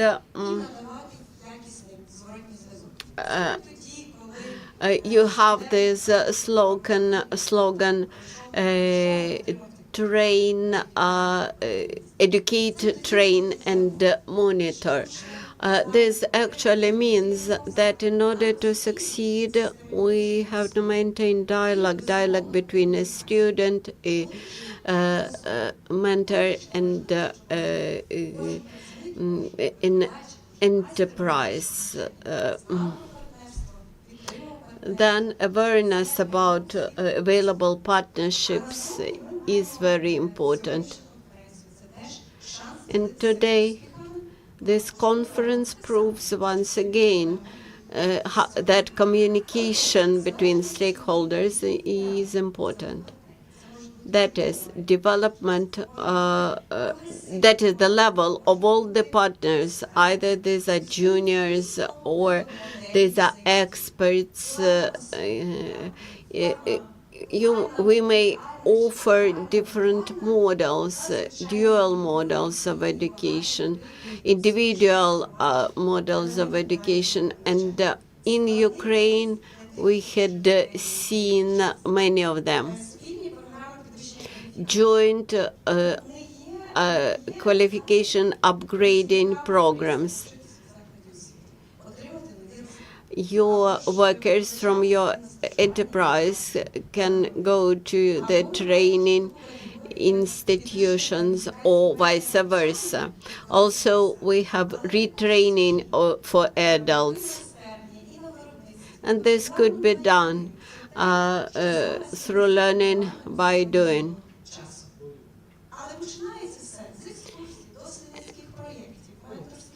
To start all that, you may launch research projects, sightseeing tours. In order to influence the process, we may offer the following forms of interaction to businesses and VET institutions. Regional Council. The Regional Council, this is a strategic body in the region where business and VET education can meet.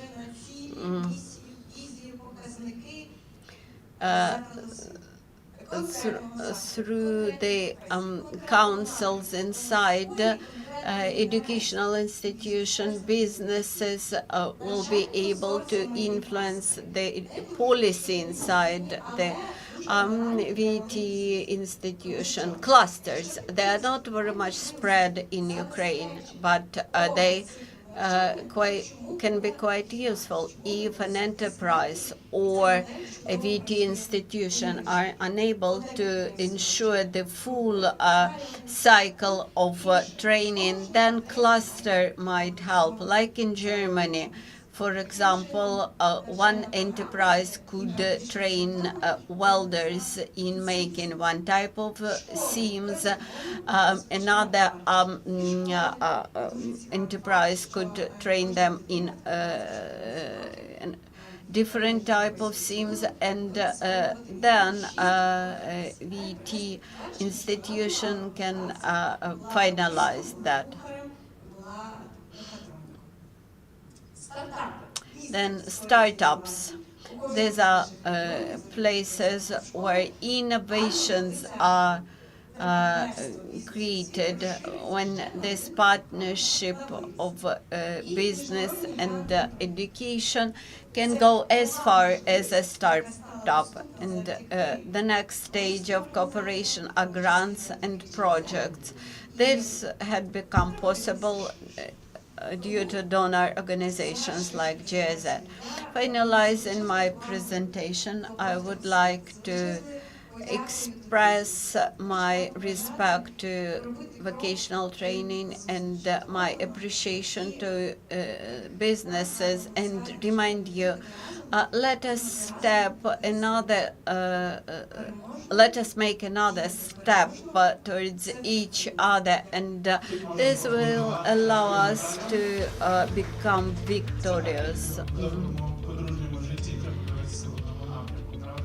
You're quite right. We have to look in one direction.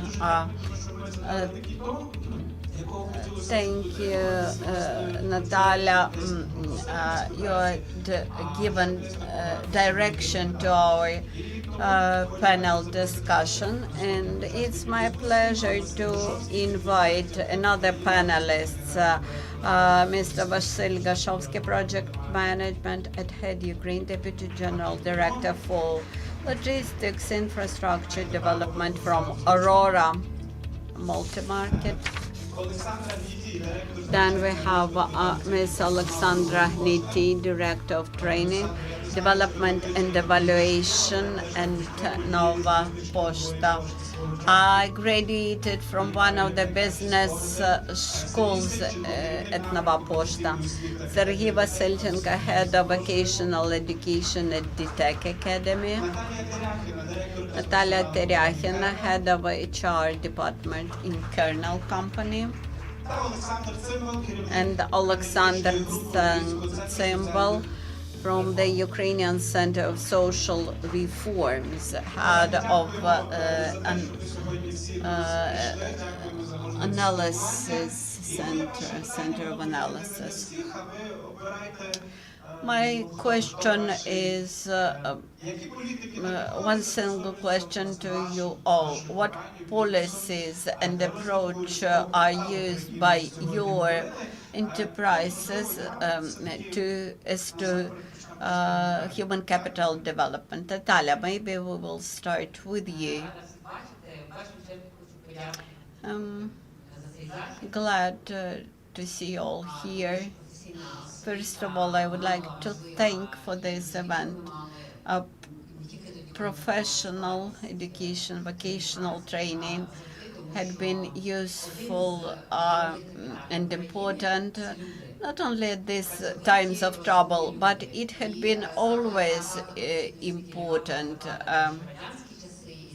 And that foundation for vocational training that was laid in Soviet times, it allows Ukrainian businesses to develop rather successfully even now. As for Kernel Ukraine, we are a leader in the market of growing oil seeds, production of oil, processing of oil seeds. Before the war, we used to be a leader in the oil production in the world. Before the war, we had 13% share of the market. Now we have up to 8% share of the global market, although we are rather optimistic about revival of Starokonstantinovsky plant, and recently we finalized retraining of that personnel in Khmelnytsky region. Kernel has more than 15,000 of employees. We cooperate with the VET institutions and with the higher educational institutions. We have a mentorship institute where we train people on site, and not only train people on site, we also provide mentors for them. Mentorship is not easy. First of all, you need to find a person willing to become a mentor, and having found such a person, you have to train this future mentor how to work with people, with newcomers, with more experienced candidates, etc. Next important issue is a set of skills. These are so-called position profiles. They are used mainly to understand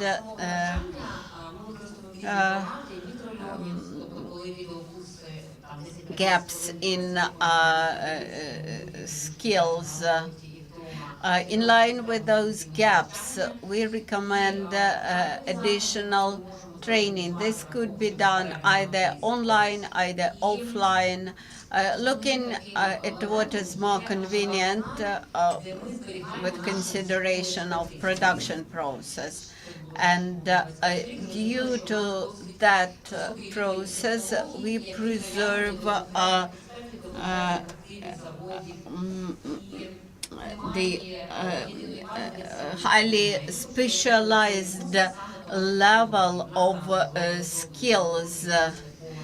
We have our own developed online courses in very narrow areas like growing of oil seeds, then production of oil, processing of seeds, and preparation of seeds for oil production. All these are very narrow subjects, and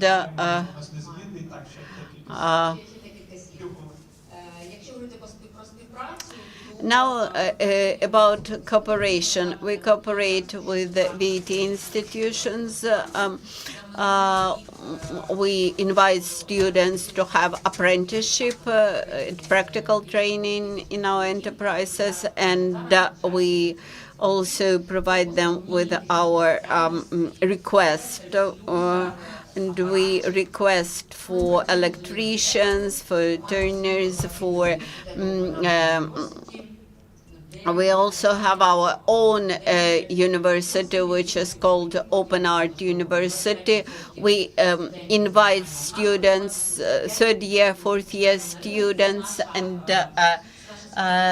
train them for our own needs and for open market. We are interested to have more high quality labor force. Does it mean that you train masters? Yes, 25 students, they stay in kernel, and 75% of our students, they go into open labor market in this area of agriculture manufacturing. Dear colleagues, I'm happy to see you all. I believe that our discussion is quite interesting. Much was said about interaction between businesses and VET.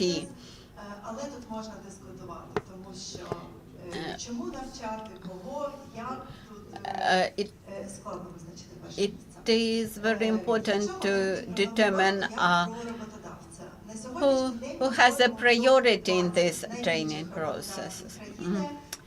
As of today, we are among top 20 employers of this country.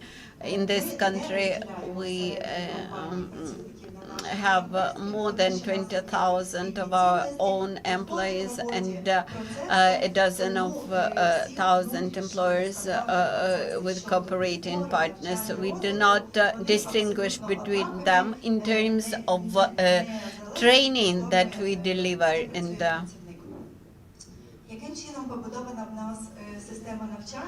how do we offer training? We have a multi-level training system. It comprises vocational training, managerial training, specialized courses. We have practical university section.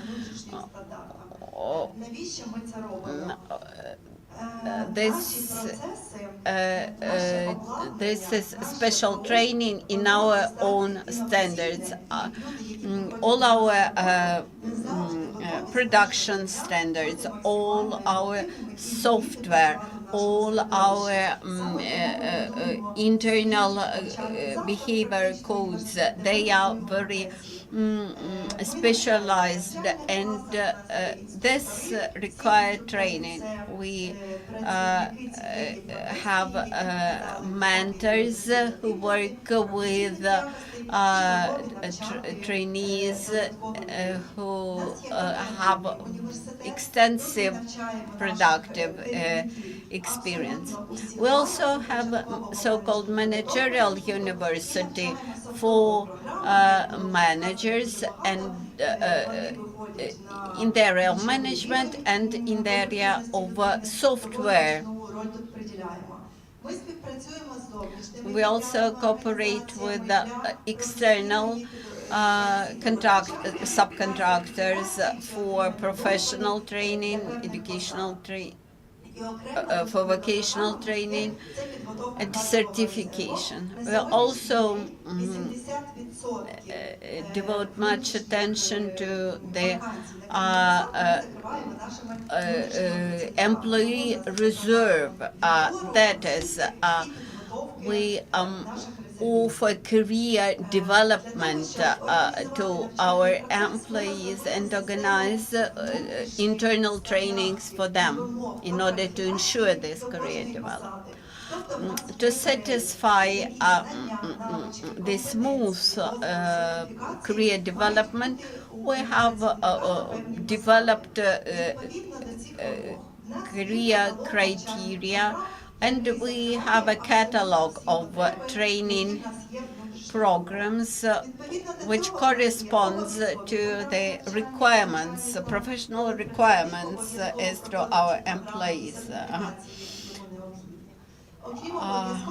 We have also compulsory certification courses and offer a set of self-development courses offered to our employees.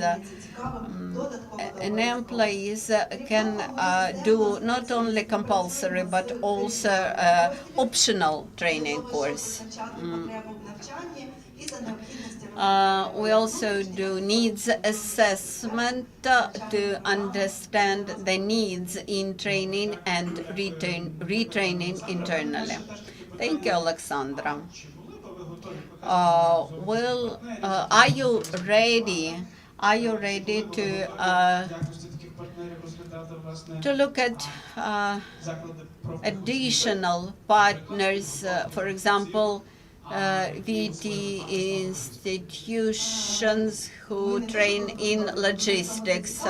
By the way, we are very much interested to build up such partnerships. I ask that because we are now launching a pilot project and try to develop a program in that. The tech.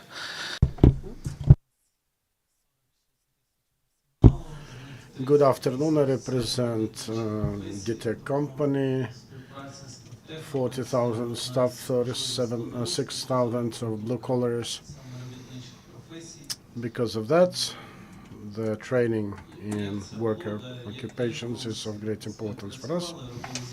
So the previous experience we have had, like others,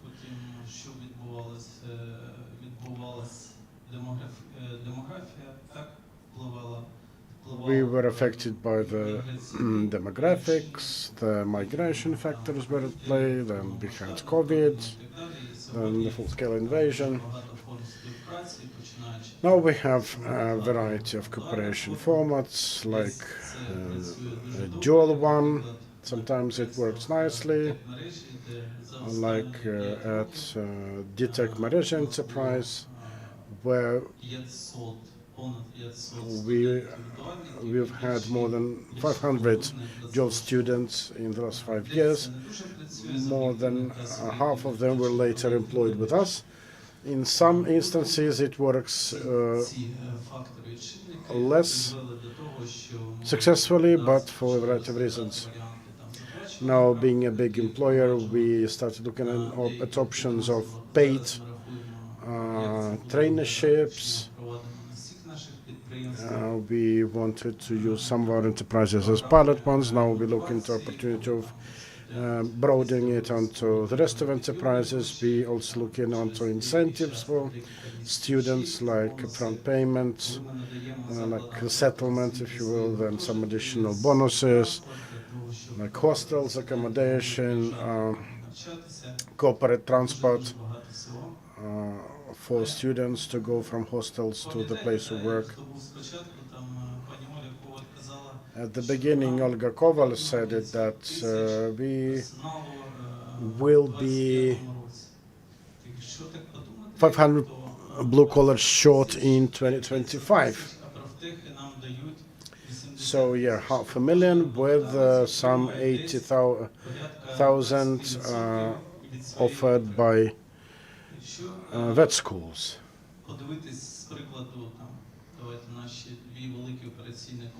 If we check our two big operational companies, DTEC Energo, DTEC Mreži, the total number of workers is in the range of 23,000, like 75 to 80 occupations unique to us. Only 20 of them, or 8,000 employees out of the total of 23, we can get them from VET schools. The remainder we have to train us ourselves. We have a network of our own in-house training institutions with on-the-job training facilities. About 30,000 are getting the training in a year.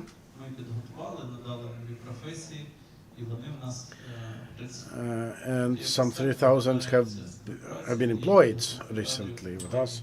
This is how it is done in DTEC. Just an overall view of it. Okay, thank you. Alexander.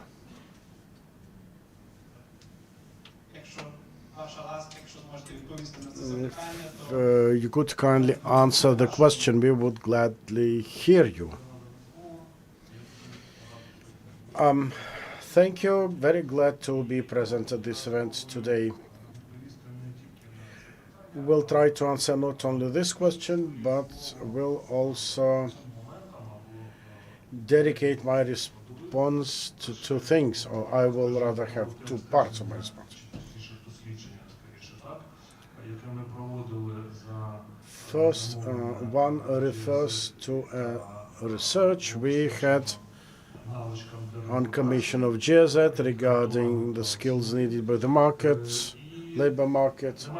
We had to do the mapping and the assessment. It is not possible to present you all of the results, but I will be glad if the event participants try and find out the materials. We are ready to share these materials with you, and we will be glad if you will share the results also in your communication activities. But I will be using the results of the survey in my response. Just a couple of words about the survey itself and why it is important to mention it. The Ukrainian Center for Social Reforms I'm in has been working with labor market problematics for good 20 years. In spite of this time, the recent survey was probably one of the most influential and representative ones. We were quite proud of being able to implement it because it enabled us to look at the root causes of the trends there through the eyes of employers, potential and current employees, and educational institutions. We wanted to wear these three hats, and luckily we also had a set of tools to compare between the three visions and to check for mutual reactions to each other.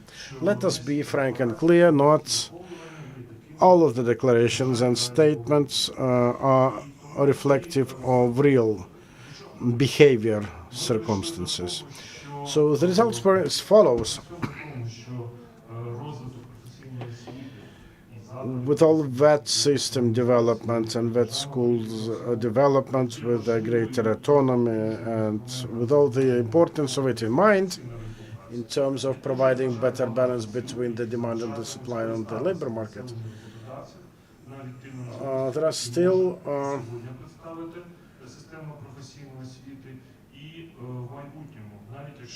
problem factors. Even with the VET system going more modern and going more efficient. And this is because we have identified a whole range of some stubborn gaps in the understanding of the VET system, certain deviations between the assessed skills needs and those that are seen by people, and ultimately individuals' willingness to hone and upgrade their skills. Okay, but maybe some recommendations are due. You know, the gaps we identified go beyond, unfortunately, some didactic or pedagogical correction measures. The employers truly say that yes, we need a sturdy, resilient, physically capable worker with a stamina, with powerful moral and related moral emotional skills. On the other hand, the employers also have an understanding of what the employers need. Maybe it is not about skills, but some, say, qualities.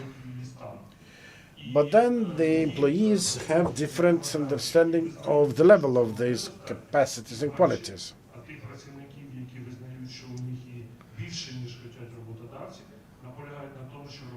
And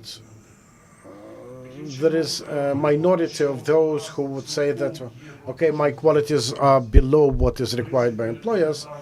Most of the people tend to say that their qualities and capacities are far beyond from what the employers want, and their salary range would not compensate for it. On the other hand, the employers often complain a lot about certain occupations and qualities being not cool, not prestigious enough, to the extent that it is practically impossible to draw any interest in people, even with higher salaries, with better working conditions. This can be no guarantee, and many times the labor market has no candidates willing to assume these occupations. Would you give us an address or link to your survey? We expect the materials to be placed in a couple of weeks on a website widely accessible and reachable. Why not on the Ministry for Education's website? Well, would be only glad if they would allow us, or we can place it on the webpage of our Ukrainian Center for Reforms. Okay, thank you. Vasil, what about you? Well, a productive yet rather challenging story. Now, coming to policies, the matter was about policies. A key policy we profess is transparency. We post all the openings at the mid and high level. They have calls arranged for. There's a program of referral bonuses to incentivize people. Last year, the Aurora company grew almost twofold, and it was quite a challenge to grow logistically in terms of logistical capacities. I was myself at the helm of this logistics broadening effort, and we had to hire quite a lot of people in Vinnytsia and Lviv. It was a challenge. There's a palpable shortage of skilled personnel in logistics area, like the loaders and unloading equipment operators. And my understanding is the vet schools have no relevant equipment to train people properly on. So because of that, we have to offer our in-house training. We have a training center at the company, and we have certain incentives for that with related policies to stimulate self-progressing, self-development, to stimulate people to go for also other education and training programs, even fee-based, external one even, provided they contribute to the improvement of skills of our employee. And the company is ready to pay for it. And surely in terms of career ladder progression, our staff have the priority to be considered for. We have a mentorship facility. As we are rather innovative, we are quite innovative in our production of skis and ski fixtures and ski footwear. We have mentors to look for quality standards among the new employees. We have internships in Italy, in Austria.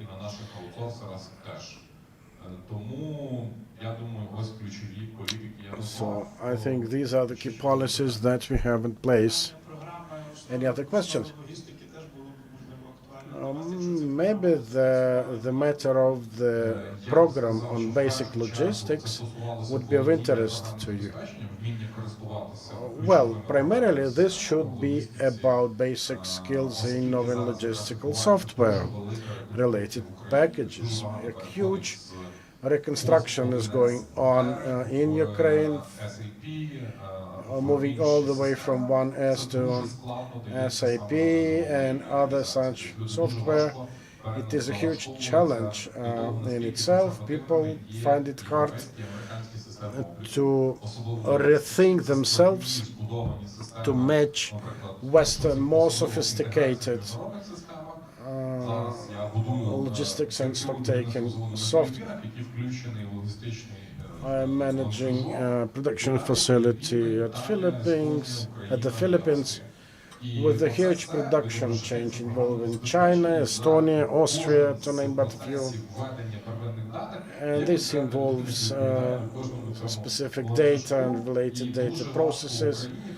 And there are people on site in each country contributing to it, so you may imagine how challenging to train such a professional can be. And this is all given the quite high prestige, visibility of the logistics officer profession.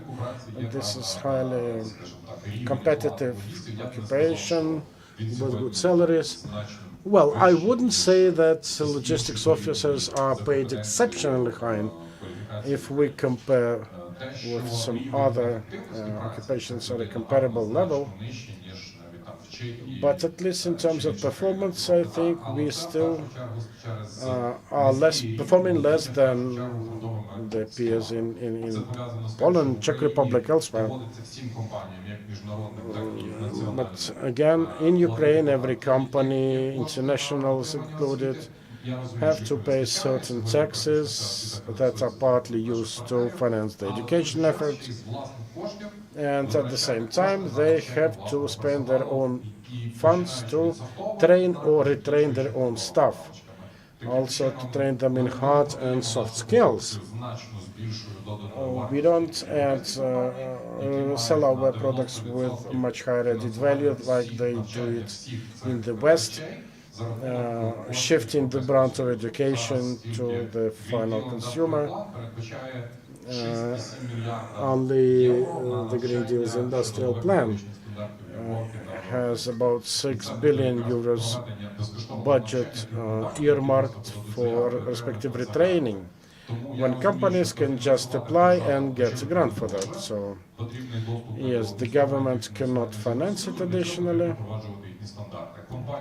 Meanwhile, we are to move towards European standards, and companies getting ready.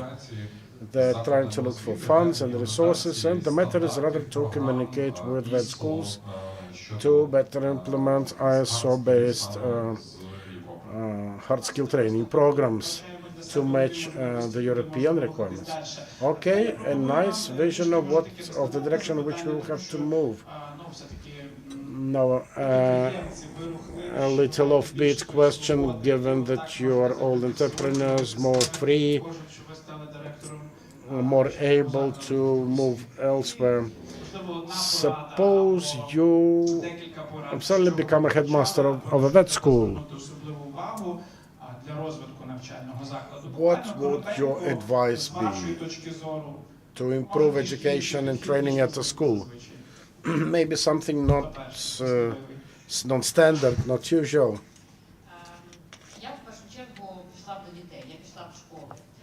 You know, I would go for children, for schools.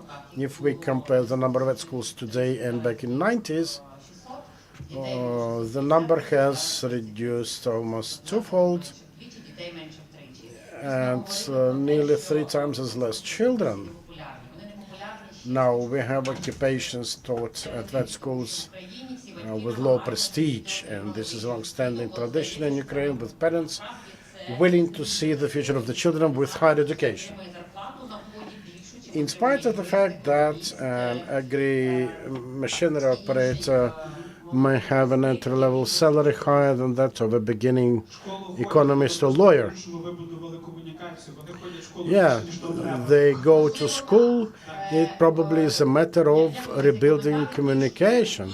Yeah, thank you for this. It's really about changing communication, not to describe occupations, but rather showing the future.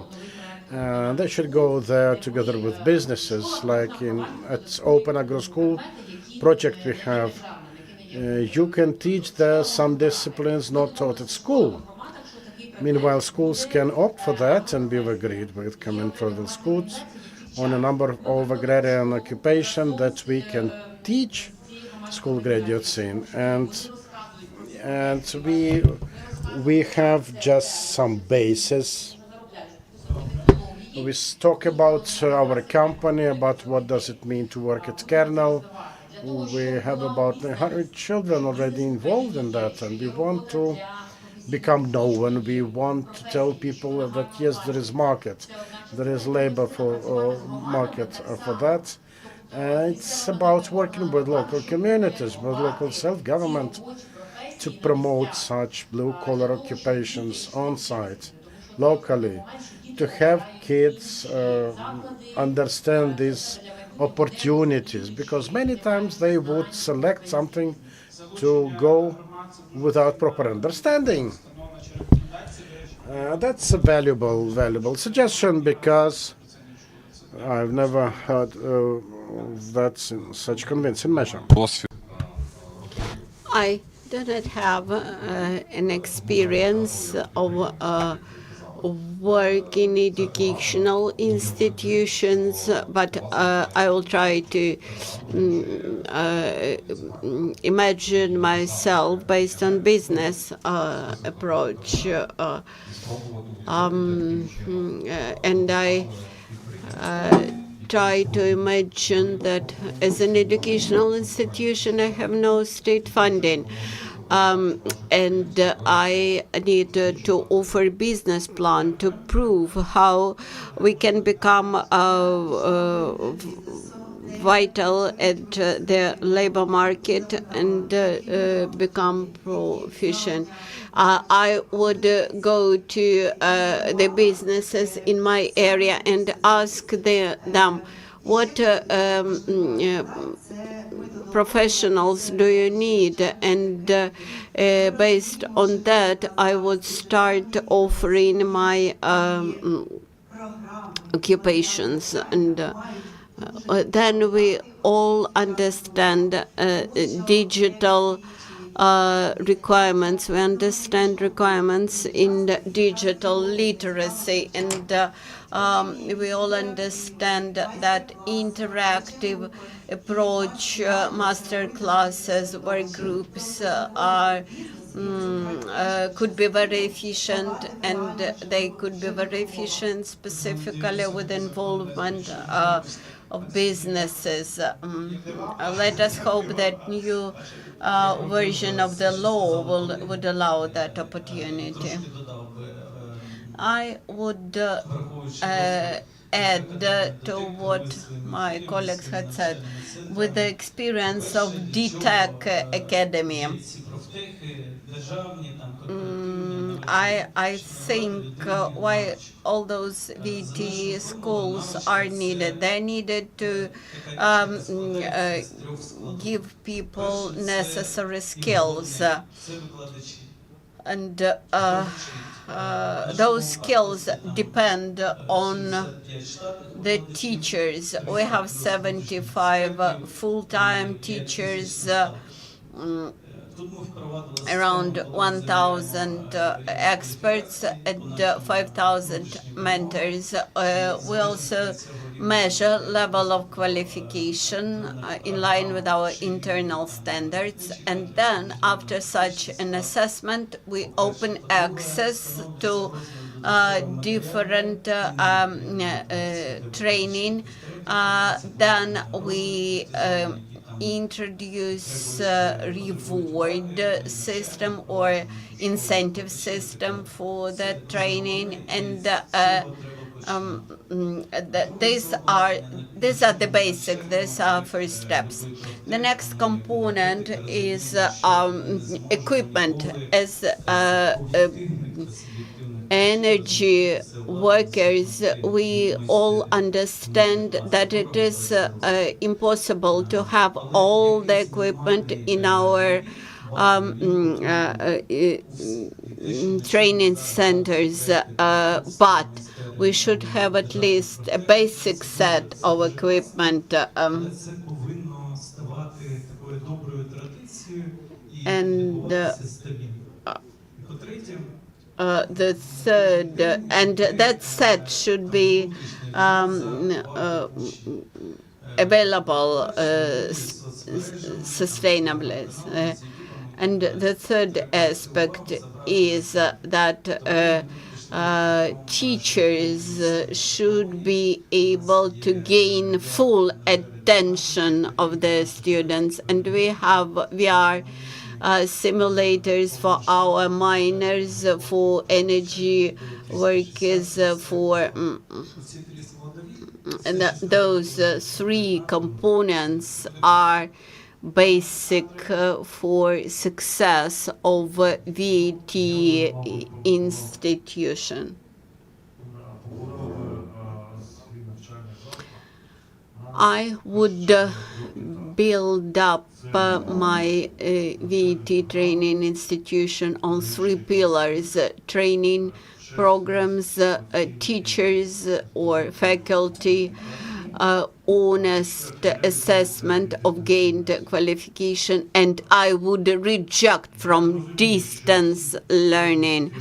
I understand that each of those pillars are backed up with all the things about which we have heard from my colleagues.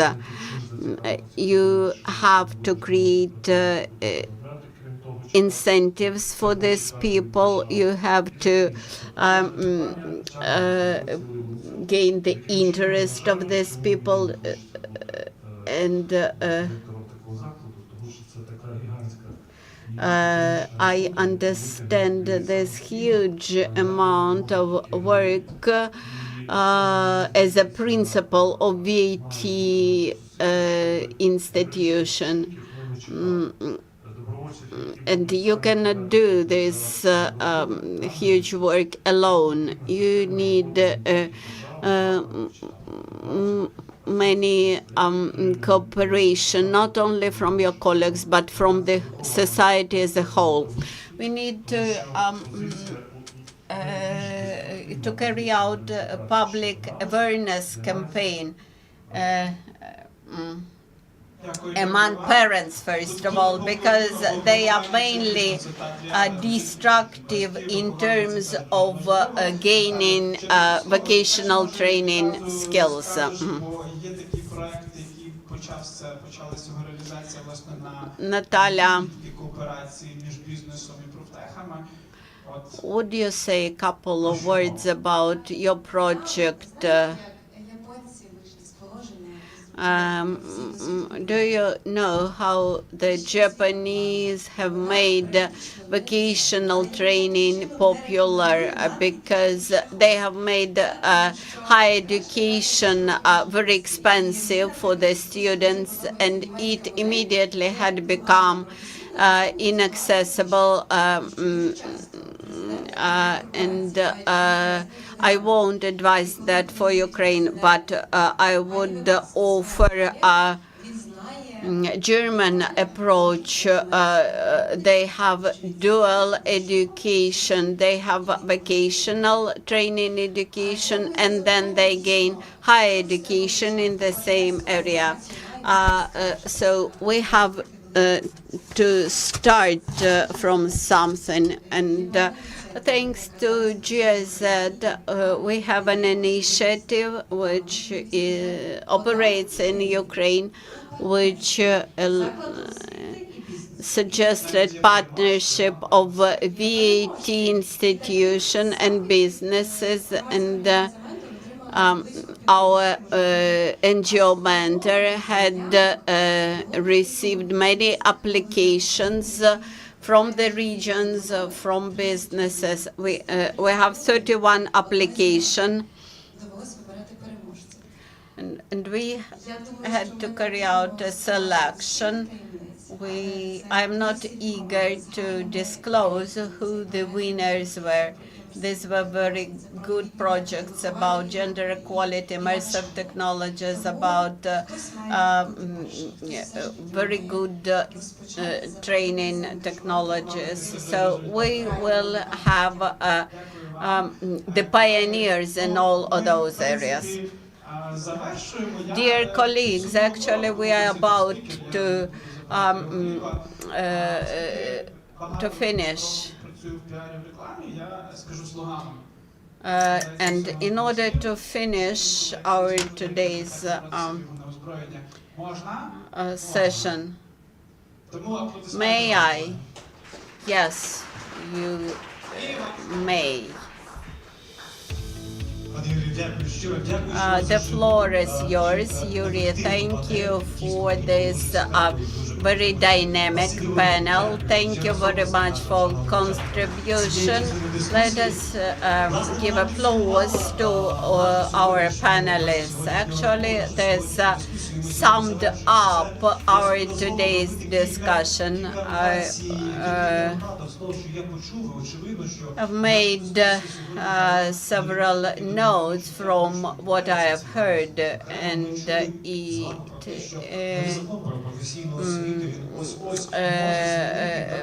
these are as follows. New draft law is coming, which will about to resolve the biggest issues which we have in the area. We also have heard that the state is ready to become flexible in forming its order towards vocational training institutions, to vocational training in the labor market, and this would allow us to respond to challenges of labor market. We have heard about changes in gender approach, and the gender structure of occupations is changing, and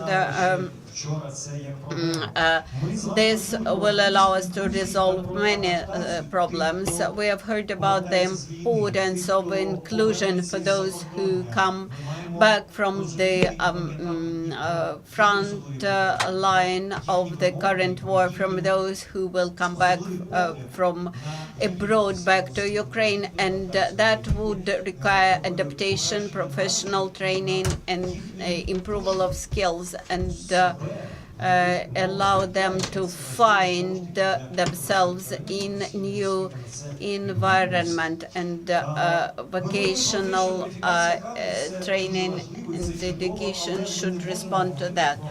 We also have heard about the importance of new skills, but those new skills cannot exist without good teachers and trainers in those skills. Competition for the students among the institutions will be very beneficial for development of VET institutions, and will become beneficial for the labor market development in general. And last but not least, the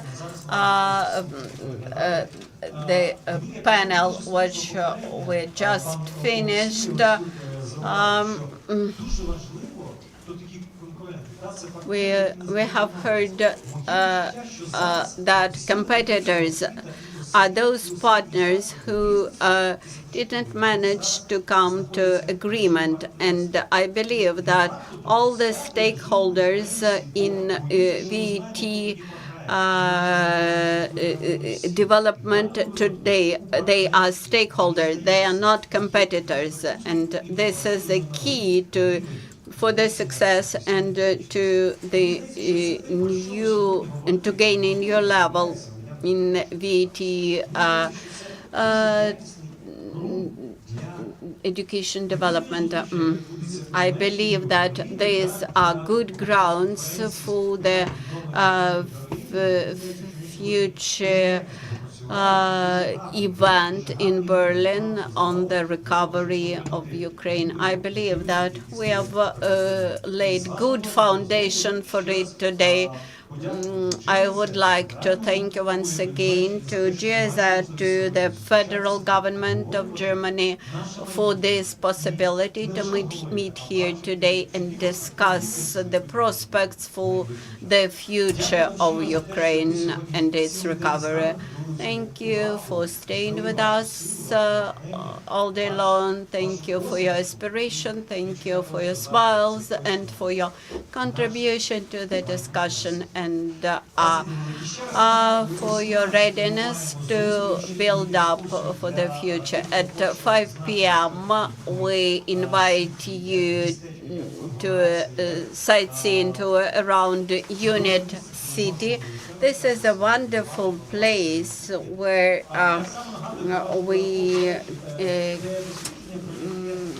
which we can use for training and for creative work.